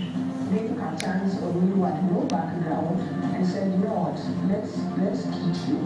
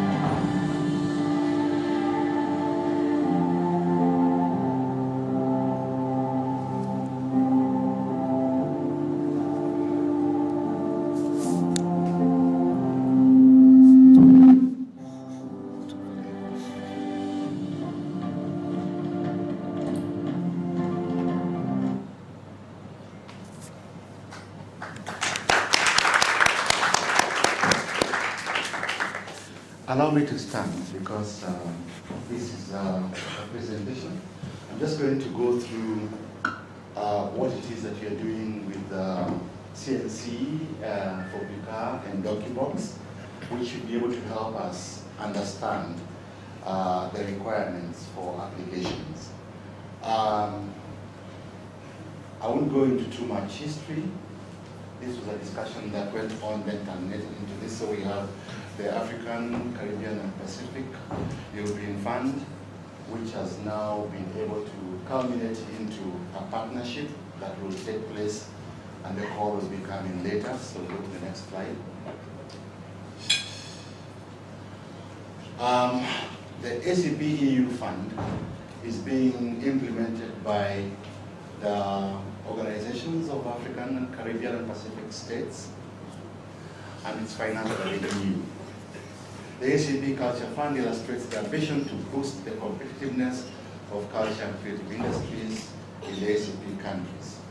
That one you can find in the website, and you can always be able to go back. I'm just giving you guidance on how to get into applications so that you don't end up wondering, what do we do from here? The ACP EU Fund, implemented by the organizations, hey, you move on. Thank you, Danke schön. So what does the program do? The program aims at encouraging entrepreneurship, cultural innovation, and youth participation. So many young people are being encouraged to do and apply for this ACP EU Fund. I think in the realization that young people need to get into film production more and more, and to be able to share experiences and learn from it. Create decent jobs and increase the income of artists and cultural professionals, stuff that we've been talking about so much and asking ourselves, when will filmmakers end up being able to earn from their filmmaking and activities rather than being able to be made to assume that filmmaking is but a hobby. The third one is promote the quality of productions and their distribution on national and international markets. We've been discussing this with nearly anybody else that we're talking about, that we are at the point of being able to lift production to a level where it's done very well. We go into post-production facilities, but after that is done, what else do? You want a market, you want to sell the films. So marketing and distribution is part of it. Docubox East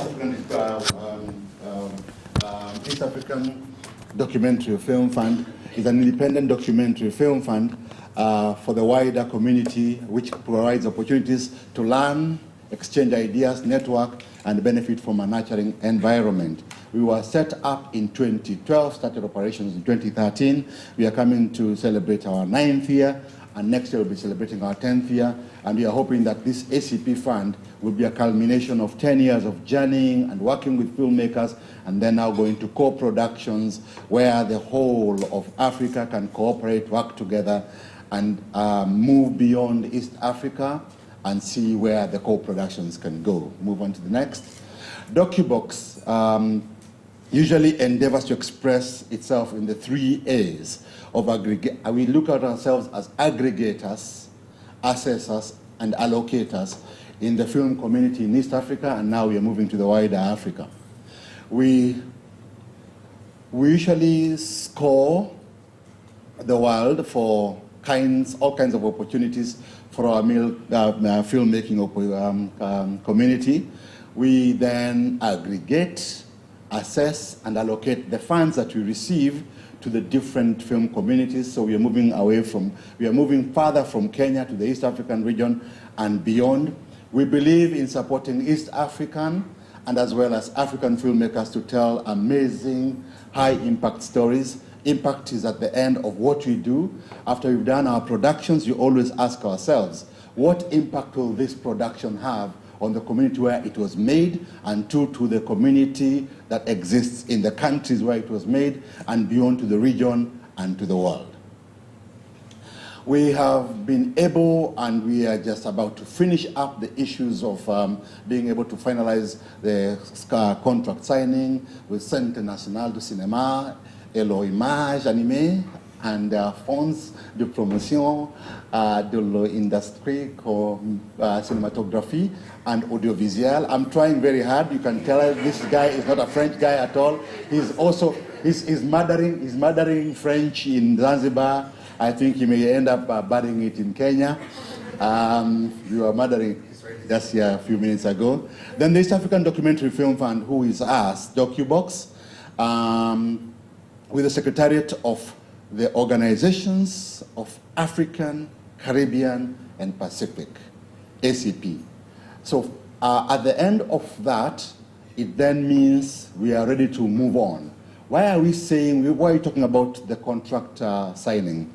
It's basically because at this particular point, we haven't yet made the call. We haven't opened a portal for making calls. We felt it was important for you to first of all understand that there's a process for you to go through. That's why we brought you people who understand the process, who've gone through it before. Then you can ask them questions. How did you manage? What did you do? After you applied for 5, 6 times, you didn't succeed. What made it happen this time around for you to succeed? And therefore, the terms of this contract are such that the parties finance and manage selective production support mechanisms entitled grant production. In particular, the Secretariat of ACP countries entered into a contract to subsidize CNC, who are the main applicant, and FOPICA and Docubox as co-applicants for the implementation of the Dintal ACP program. The Dintal ACP program initiative aims, in particular, to support the international production of and co-production of projects from the ACP countries by strengthening the production and support programs in the form of bonuses if the eligibility conditions are met and the project is selected. So if you are selected, then you get to benefit out of this. And you've already been told about other projects that are supported by ACP through DOCE, and Sandra will be talking a little bit more about what they are doing beyond film. The call for projects. We shall jointly make calls for projects for 2022-2023, CNC from France and FOPICA from Senegal, so they do their calls separately. We call it joint, but I think we are doing it separately, so all of us are in the process of now coming up with what we require, and everything is very clear. The call will support 2 feature documentaries for us in East Africa as Docubox in the ACP project. The project supported will benefit from an additional selective grant from Dintal ACP bonuses under the Docubox component of Dintal ACP program amounting to 40,000 euros. After you get the 40,000 euros, what happens is the ACP then gives a bonus or another 40,000 euros and ends up becoming 80,000 euros for you to do the co-production and complete the film.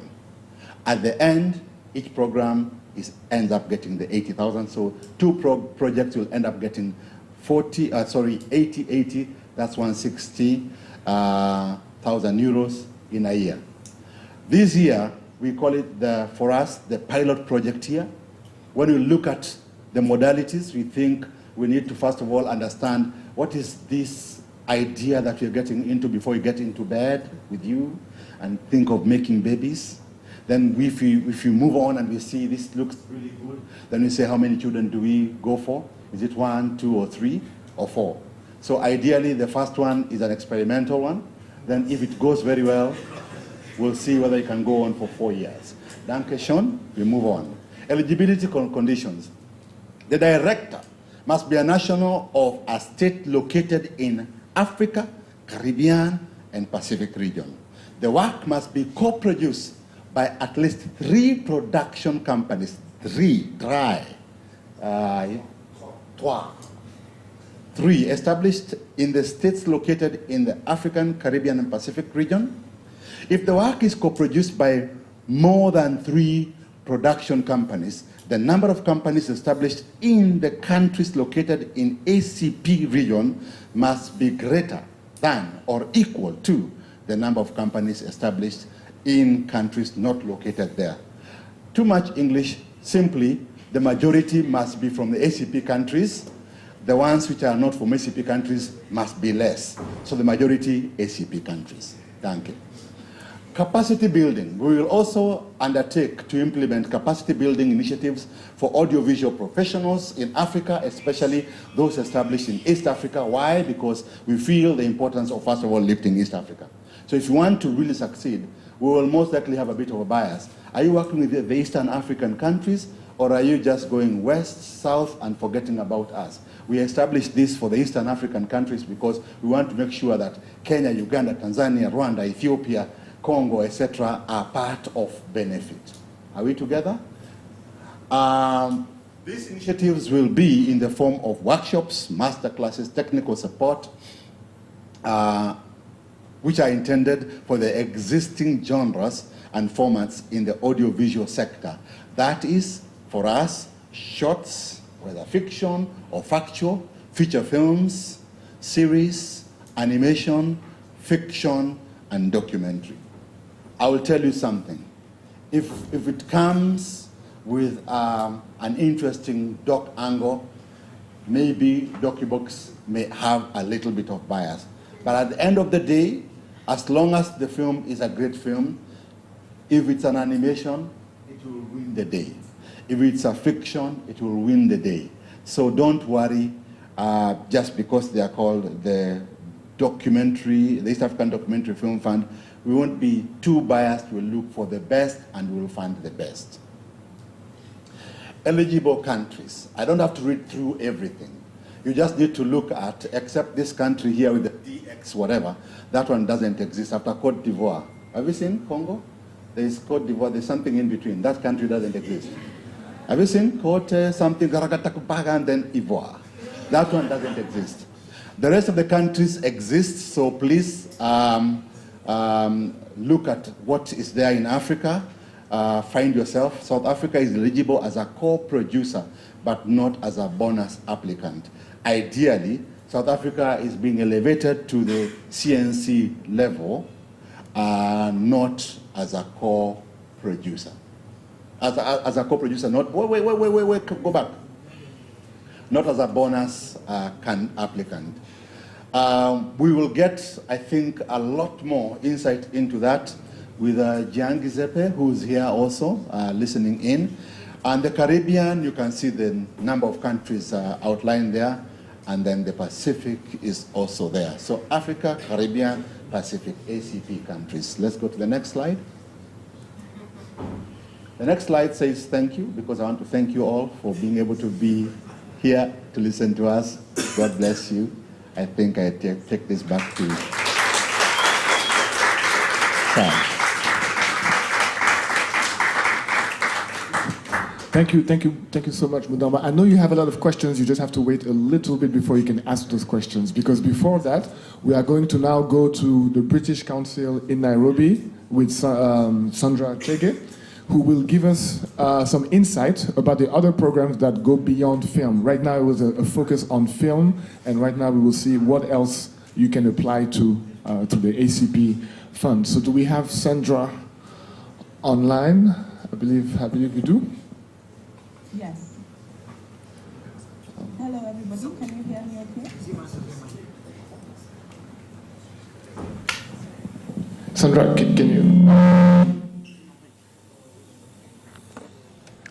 talk with Sandra? Yes. Hello, Sandra. Yes, we can hear you. Can you hear us? Yes, I can hear you. Can you see my screen as well? Not yet, but it's coming. It's your screen is there. We just need to put it on the forefront. Of course. And I suppose as that happens, I just want to say it's been very exciting listening to everybody, and congratulations on another edition of the Zanzibar International Film Festival. It's no small feat to keep going through a pandemic and come back. So I want to acknowledge those efforts from the team in Zanzibar. And congratulations, massive congratulations to Docubox. I've been a fan, and the British Council has been a supporter of the good work at Docubox. So it's really exciting to see that you will be administering co-production events in the coming years. So I think we are really turning a corner in East Africa. And last but not least, Sammy and Zippy, watching your trailers and listening to your experiences has been really useful and a timely reminder of the kind of challenges that we see in trying to produce meaningful work. So congratulations for all your efforts and for sharing your experiences with people in the room, and we hope you continue to make progress in your work. So Thank you, Sandra. And we can see you now. Everything is perfect, so you can go ahead with your presentation. So as has been mentioned, my name is Sandra Chege, and I'm the head of art for the British Council's work in Kenya, and I lead on the portfolio for cultural heritage across sub-Saharan Africa. And I'm really excited to share more about the Ignite Culture program. I know we shared at the early stages last year, so we have made some progress with our work. As has been mentioned, I'm glossed over this slide because we now all are familiar with what ACP stands for. We're really excited to be able to do this work with support from the European Union and the OSCPS. And the eligible countries in Eastern Africa for the Ignite Culture Fund include Burundi, Comoros Islands, Djibouti, Eritrea, Ethiopia, Kenya, Madagascar, Mauritius, Rwanda, Seychelles, Somalia, Sudan, Tanzania, and Uganda. So between 2021 and 2024, we will run an annual open call and we will be awarding the equivalent of 4.5 million euros to cultural and creative practitioners in these sectors of these potential mentioned. And some of the outputs that we're working towards through this program is increasing the knowledge and about policy and legal frameworks that impact these sectors in East Africa, making sure that young people entering these sectors have the appropriate skills and to service the industry, that we can have stronger archiving and restoration practices, increasing the visibility of cultural heritage in East Africa, and increase the number of venues and spaces available to support cultural and creative sectors in East Africa. And last but not least, this investment will target creative practitioners and are looking to have better software and hardware and infrastructure that will allow them to compete internationally. So who is eligible for this funding? We have cultural and creative practitioners, businesses, education and training institutions who are working in the outlined cultural and creative industries like performance and celebration, which includes festivals like the one that you're all at right now, books and press, the audiovisual and interactive media, as has been mentioned before by John Giuseppe. And we're looking at cultural education and income heritage as well. And also just to say that all this information is available on our website, and I'll be sharing links, and I'm also available and very accessible to talk more about the work. And the final beneficiaries, the people that we are targeting to benefit most from these programs, are cultural and creative practitioners, young people, women and disadvantaged groups, audiences for cultural events, as well as the government in East Africa. As I mentioned earlier, we've had our first call for applications in the year 2021, and we had 379 applications from Eastern Africa, which was a real testament to the need. And from this application, we recognize that the ask was a total envelope of 38.6 million euros, which is really, really powerful to see that while we have 4.5 to administer to the sector, the need is greater than we are able to achieve, and we are hopeful to continue in this work. And I'd like to introduce cohort 1. We have really dynamic organizations from across Eastern Africa, including Kenya, Mauritius, Sudan, Uganda, Tanzania, and Ethiopia, who were successful in this first round. We have such diverse value chains represented, including literature, with the work that Book Bank will be doing. We have projects looking at the heritage of perfumes in Sudan. We have fashion, capacity building through both in Africa, through the work that they'll be doing in Uganda. We have diverse work in stand-up comedy, for example. I'm not sure what it's like in other sectors across Eastern Africa, but we're seeing a real boom in Kenya right now. We have the purchase of equipment in Uganda to support the growth and diversification of an art space called 22 Degrees East. And of interest potentially to this group and people in the room is the project that will be delivered by Black Rhino, who are looking at virtual reality and augmented reality as well. And so that's our first cohort. We're very proud and excited to see what they will get up to in the coming months and years. And also as part of this program, the British Council will be offering support for grantees. Everybody who's spoken before me has mentioned the importance of formalization of quote-unquote joining the popular economy. And we want the creative sector to be able to do so by making sure that they have the appropriate skills and networks to strengthen their capacity. And so we will be running programs that are looking at finance and compliance. Very fun stuff, but it's the meat that keeps keeps you in practice, and it makes sure that you're able to secure further funding. If you can demonstrate that you are able to manage your finances well. We have monitoring and evaluation, which is critical to be able to demonstrate the impact of the work that you've been able to achieve through your programs, as well as looking at digital skills. How do you engage more audiences online? How do you transact and complete sales, as well as create platforms that increase the visibility of your outputs? And last but not least, we will also be offering support programs for grant writing and fundraising, because as has been mentioned before, and I Ziku touched on it, we have some of these processes are quite challenging, and it's important to be able to have the skill and recognizing it as a skill that you can grow and you can get better at. So we want to make sure that the fund is accessible, and that even beyond the ACP EU program, that you're able to leave this interaction by gaining skills that will make you better placed to apply for funding with us or elsewhere. So if you are interested in applying for this fund, I just wanted to highlight a couple of things. The next call for applications for Ignite Culture is in July 2022, so we're a week or two away. I'm not going to say the dates just in case it changes and you look for me aggressively. So July 2022 is when we're set to open the next call for applications. And because we probably have mostly filmmakers in the room, it's important to note that this fund does not, this program does not fund co-production, but supports training, capacity building, supports festivals, broadcast, dissemination, access to market, as has been mentioned.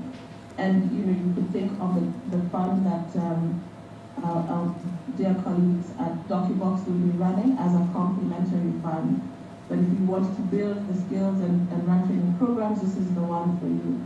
And also, while you can purchase material and while you can rent equipment and upgrade your spaces, you need to be able to do that within the context of a wider project. I had started the presentation with an overview of some of the objectives of this fund, and so it's important to keep those objectives in mind where the purchase of these, the equipment is one part to achieve a wider outcome.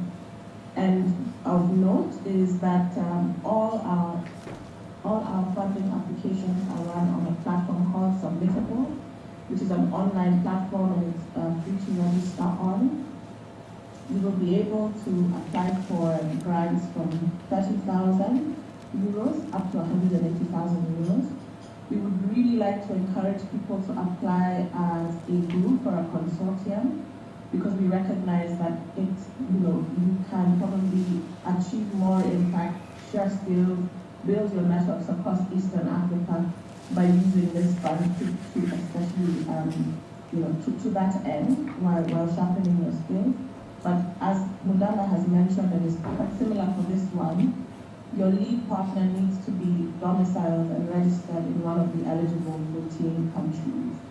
And if you are interested in learning more, you can find us on Instagram at ignite_culture.ea or on Twitter at ignite_EA. And that is the end of my presentation. And I'm really happy to be here, and I hope you have just a good rest of your day. Thank you, Sandra. Thank you.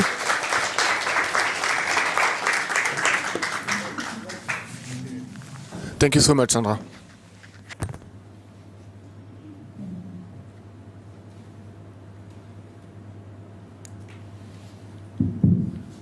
Okay, we are getting close to the end, close to the moment where you can ask your questions.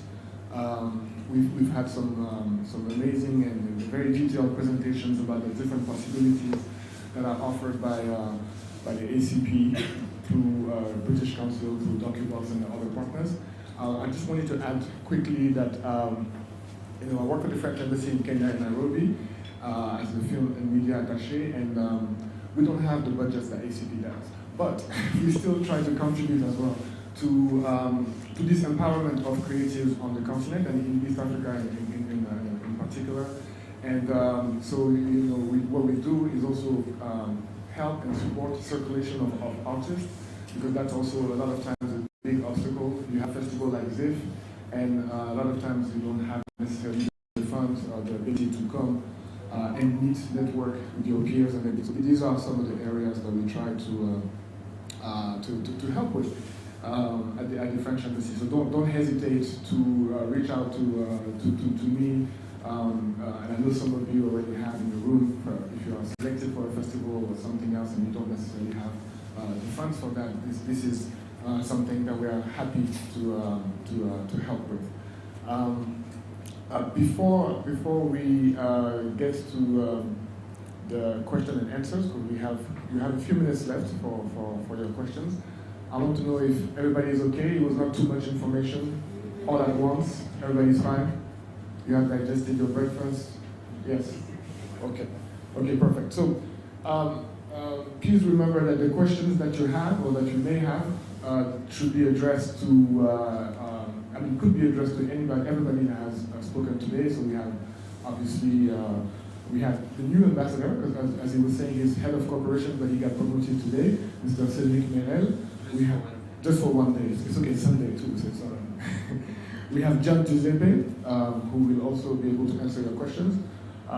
Please don't ask questions from Michel Plazanier, because he but Samsoko, as well as ZP, as well, of course, as Mudamba and Sandra Shege, will be able to answer your questions. So I think now is the time. If you want to know exactly how much money you can apply for and when and how, now is the time to ask your questions before we conclude this wonderful session at the festival. So I don't know if we already have, oh yes, there's already a first question in the back. Please just speak loud if you can, and then we will...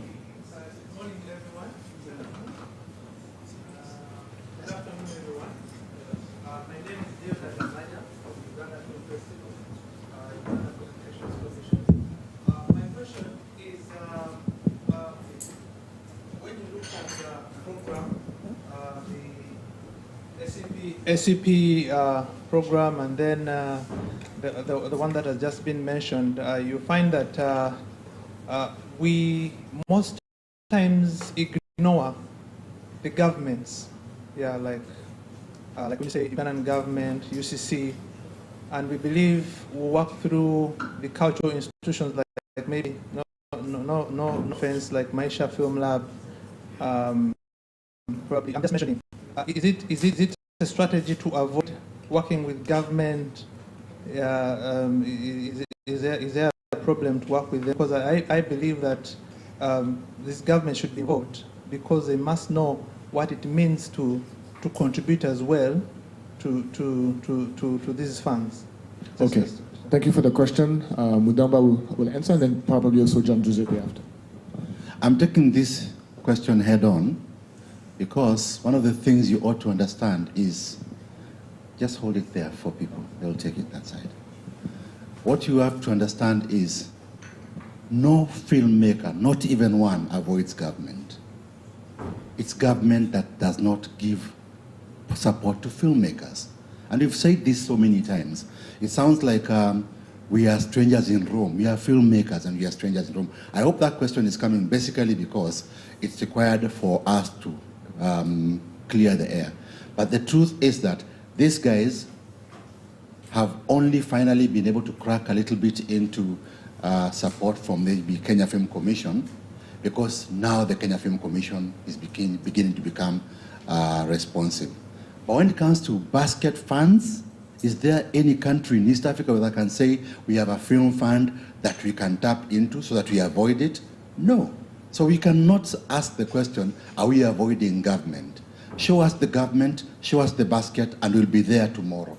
We are trying to work with Namibia Film Commission. We are trying to work with KZN in South Africa, basically because their governments are responsive. In East Africa, none is. That's why. Thank you. Why I asked is because the Uganda Communications Commission started a content, Uganda Communications Commission started a content development fund to support filmmakers. The money may be not enough, but how can we work with other organizations to build up this fund that becomes, that's why I asked. And I think then the answer still remains with you. You as filmmakers in Uganda, you already most likely have an access. Go to it. I am very sure, all of us when you go out, and I'm not doing it in a bad way, when you go out there, usually the big question that's asked to any filmmaker, we have supported many, many filmmakers going off to Sheffield, to Berlinale, to IDFA and the like. Once they get there, they're asked, where is the support from your locals first? Is there anything from the local companies? The only thing they say is, from Docubox. Okay, at least you have Docubox, that we can move on. But I can assure you, if they had money from the Kenya government or the Kenya Film Commission, or if there was a fund from Kenya, then that becomes the beginning point, because people trust that if your own are trusting what you're doing, then we'll give you more.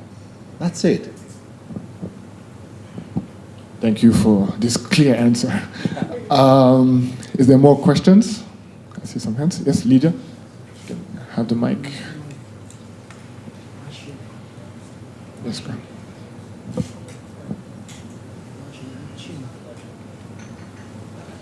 Okay. So I wanted to ask.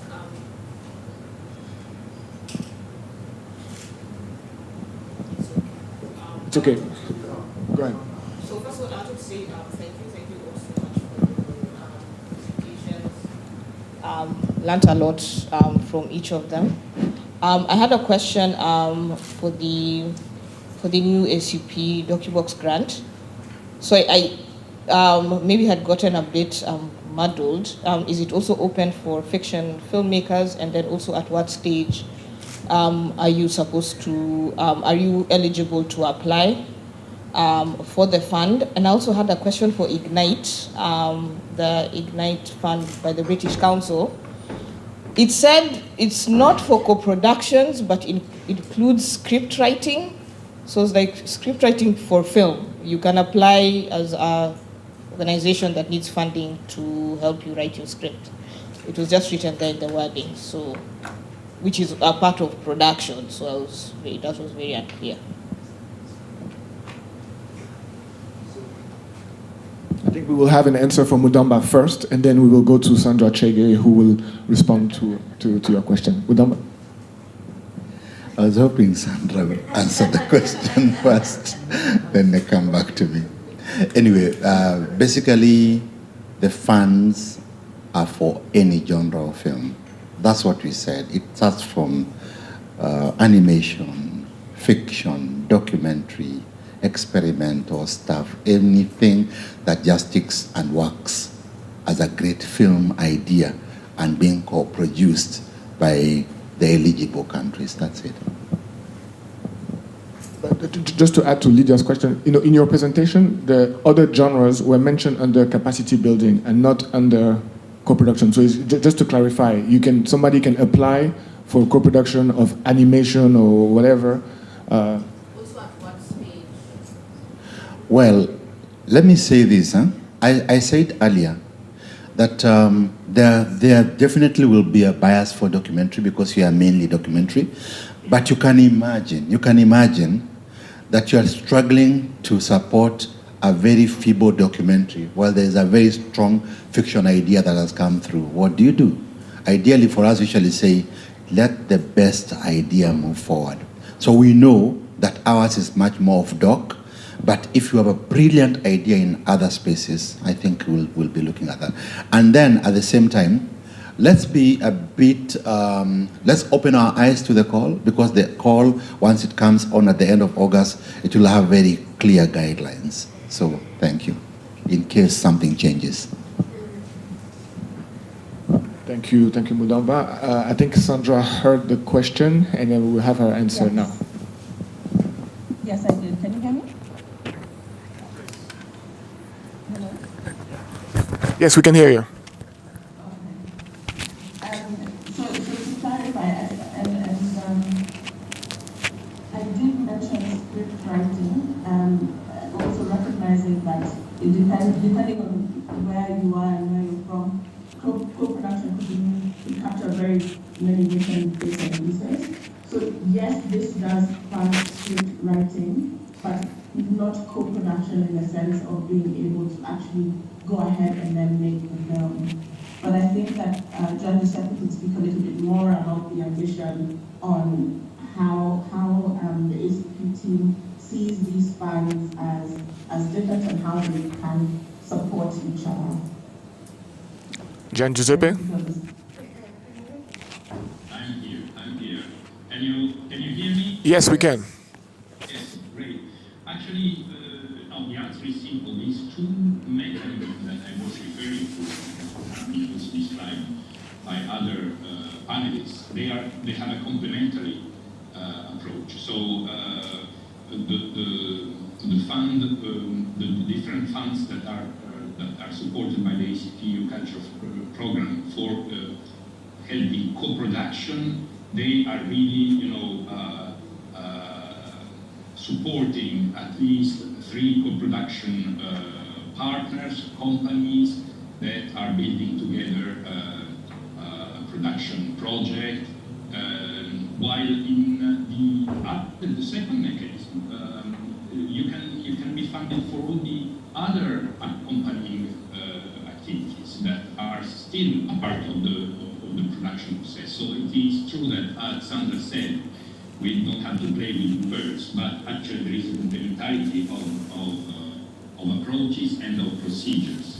So yeah, I hope I have answered to your question. Anyway, you have also to take into consideration that the 6 regional hubs that are part of the second support mechanism to CCIs in the ACP countries have each its own specific regulations, and you have to read carefully the call for proposals to see what is the space that is left to you to apply. So yeah, that's it. Thank you, John Giuseppe. Thank you very much.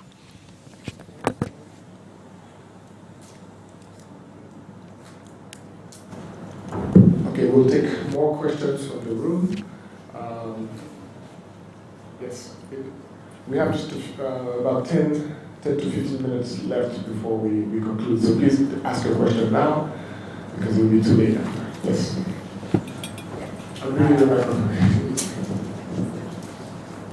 First of all, maybe the long French, yes. I must say, I'm very happy since he's opening my mind to English-speaking films. And so I just wanted to add something. I hear what you say. It's many years now. I used to do some stuff in my country, but I'm not in Paris, you know, I'm countryside. So everything was in Paris, every decision, everything. So we decided in my countryside to get together in a collective minding, open-minding thing. It's not formal, but I just want to encourage you to, as soon as possible, to join together, to exchange, and then you've got many beautiful things, I think, in Kenya with Docubox, and that this is a point to make it, because people can be sometimes lonely, even if films are collaborative things. And I had one question to Sam. How did you first time met your co-producer, for example? Thank you. And last thing, at the CNC, you've got a service called Film France, and you've got a website, filmfrance.net. They can help you to make contact with producers. Thank you, Isabel. Sam? Hi, that's a good question. So because of the variance of the different projects, I've met my co-producers in different spaces. For Softy was first a local co-production with We Are Not Machine. With We Are Not the Machine, my co-producer Tony Kamau, who was here, I think, who probably said the same things I was saying today, last year, at ZIF. And in that co-production, it was first kind of it's kind of what you're saying. It's like building a unity of cause and belief, and creating and having a structure with which we could engage with the world and have conversations with the world that were beneficial to the film. The other co-production partners, I Still Film, I met one of the individuals from I Still Film, Amila Ongtwing, who also is an editor and executive producer on the film, was my mentor at a Hawks, where we were with Zippy. And it was through persistent conversations and growth of the project that we decided to find a way to make it work. And at the present moment, a producer on another project where we are co-producers with I Steel with another project. And it's kind of like encouraging and building those partnerships as well. With No Simple Way Home, Akwal de Mabior has her own production company, and we are co-producers in that. We have a local co-production in that level, and it's kind of the same in building, and not only because South Sudan doesn't have the same level of capacity that you'd have in Kenya, but it's building and encouraging growth on that level as well.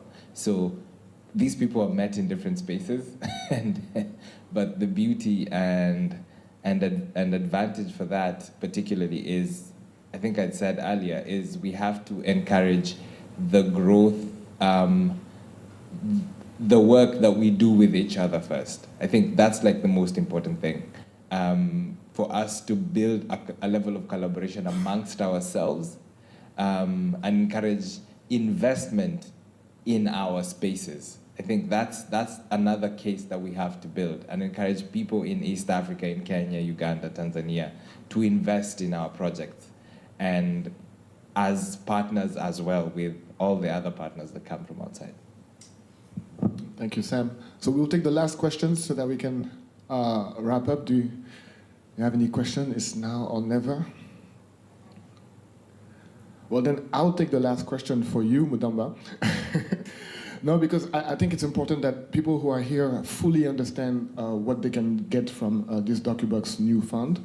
And you mentioned that this year, starting from end of August, 2 films can benefit from the funding. So this is the first child. We understood that was the first child, and the first child is the experiment. Now, when is the second child happening? Do you, I wanted to know as well, do you already know when the second call will be made? And when the second call happens, it will be for how many movies? Will it be for 2 films as well, or more?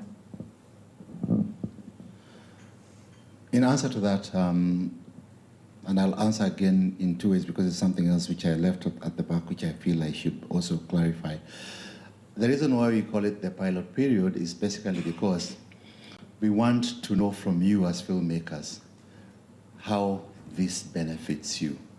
Because a number of times, from the first question that came, a number of times people ask, is it benefiting or is it not benefiting? So we don't want to work on assumptions. We want to go concretely and tell ourselves, we've done this first year, now we can move on. The call is open for 4 years on the same structure. But ideally what we decided with CNC is you want to first of all see how it will go, understand the relationship, then know whether it can go on for 4 years and maybe renewed.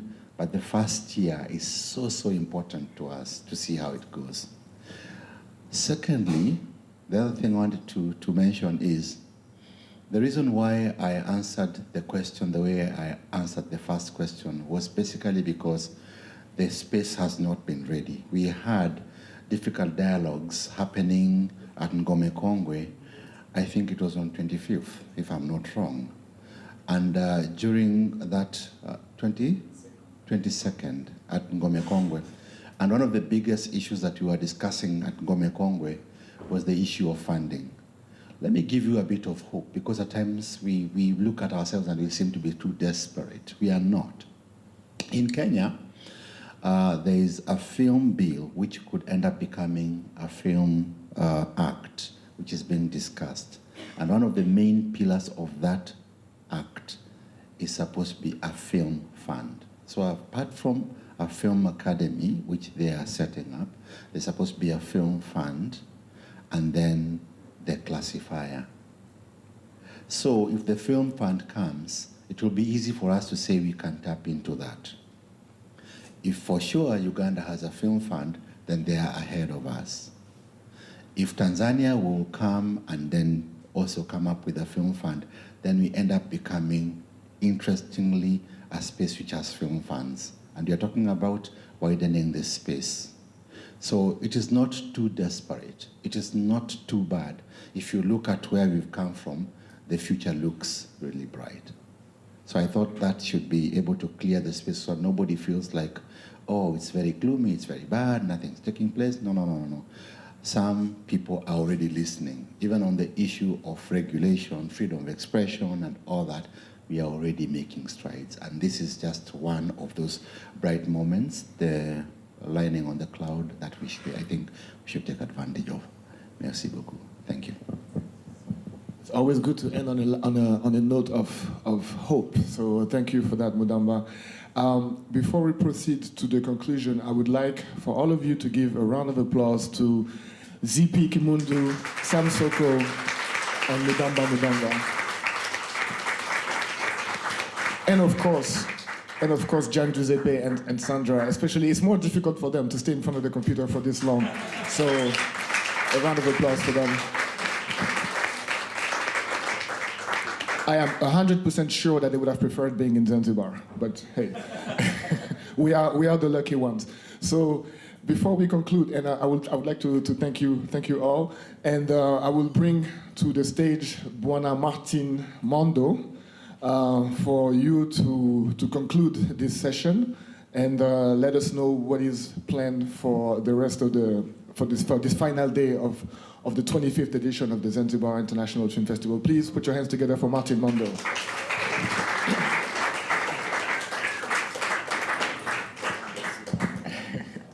Martin. Thank you very much. The younger you get, the stronger you become. You know? So, well, thank you first to the ACP EU offices in Belgium, in Brussels, for being very good partners and for listening to our requirements whenever we've made a little bit of noise. In conclusion, in concluding this, so to say, conference, I would say two things, or three things. One, what we've learned here today is the importance of partnerships. Without these kinds of partnerships that are built around East Africa, the relations that are built with the EU, with countries of the North and the countries of the South, this would probably, nothing like this nature would probably be happening. So partnership is a very, very important element of our growth. And most of all, for organizations, or at least for industries like this stuff, like the film industry, where local funding, local support is very difficult, partnerships become probably one of the easier ways to go and build pathways to growth. The second element I want to highlight here is the East Africa link. I think one of the things that ZIF has always had in mind and completely believes in is that our development is totally linked with the growth of the East African industry. It doesn't make any sense for us to go it alone, and this was something that was understood from very early on. In actual fact, the idea of ZIF was originally an idea of a festival that would travel around East Africa and not simply in Zanzibar. It's only after Kenya decided that we accept the fact that this is going to be an East African festival and not a Tanzanian festival, that this festival got stuck in Zanzibar. So we need to recognize the fact that East Africa is the center of all that is happening in Zanzibar, and ZIF is only a platform or a location where this takes place. The third element, which I think is also very important, is that all we are doing here is to develop and foster networks. If these networks do not grow, if you cannot use this opportunity to develop your own networks, then you're wasting a lot of opportunities. You're wasting a lot of time. Coming to Zanzibar, coming to ZIF is an opportunity for you to build your networks. Don't wait until you get onto the plane and say, oh my God, I didn't get to meet this and this. Oh, I didn't get to say and so. Yes, you still can do that, but do it while you're here. When I was much younger, I used to do this thing that I would keep contacts with at least 6 people after I've come from a conference. Just 6 people. I mean, I meet too many of them, but 6, if I can keep 6 for the next, whatever period until I meet the next conference, then I know I've done a good job. So do your 6 people, and this network will pay dividends. Having said that, I want to thank everybody who stand up here. I want to thank Docubox first for agreeing to become our partners. We are a very, very important, we look at the Docubox as a very important partner, and we thank you for bringing this particular conference to ZIF. We also want to thank ACP-EU for supporting this conference, but most of all, I want to thank the delegation of the EU Embassy in Dar es Salaam for supporting and also funding this particular conference. Sponsors of ZIF are also very important, so we want to thank the German Embassy, the GIZ, and Embassy of France, Embassy of Spain, Embassy of Switzerland, and many other organizations that we feel understand the need for bringing up this platform that has now become the calling card in East Africa. Tunasema in Kiswahili, asanteni sana, sana, sana. As we say in our Swahili saying, in our poster, lake mtu halimtapishi. That means, even though we may be horrible, we will never downplay ZIF. This is our pride.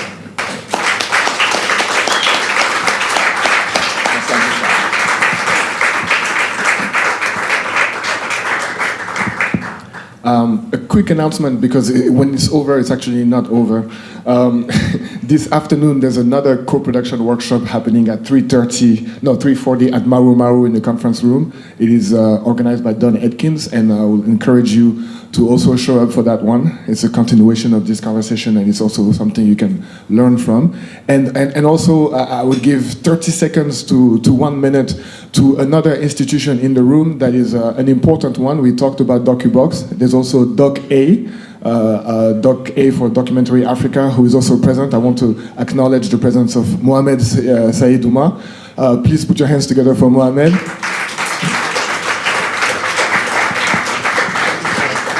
And because we are out of time, you will have just a short amount of time, but if you can tell us, yes, 30 seconds. And I know you are pretty concise, so all good.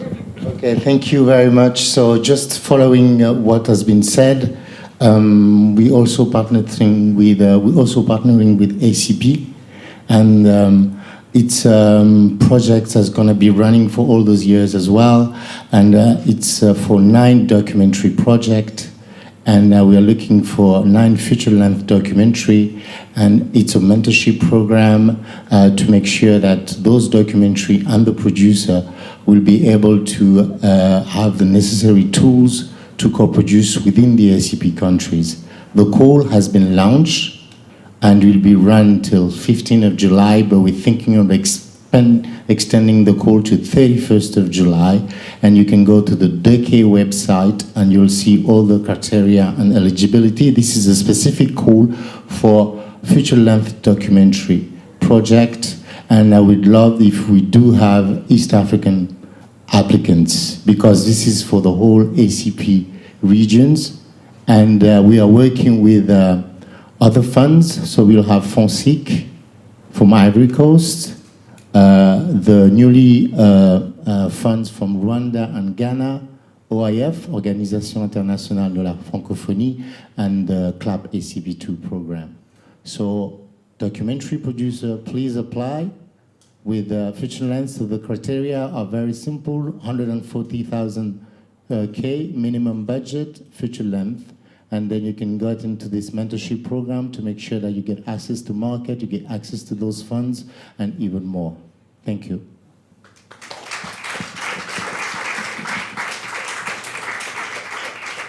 Thank you very much. So this time the session is really coming to an end. Again, I would like to thank you all for coming and staying this whole time. I think this session to me sounds like a bit of a Christmas. Like, like there's so many opportunities. So now it's for you to do what you have to do to apply for these funds, to tap into those opportunities, and I hope East Africa will be more represented now in the future among the recipients of the funds from ACP. So thank you very much. Clap for yourself. And looking forward to seeing you this evening at the closing ceremony. Thank you again to the participants online, and really thank you for this great session. Thank you.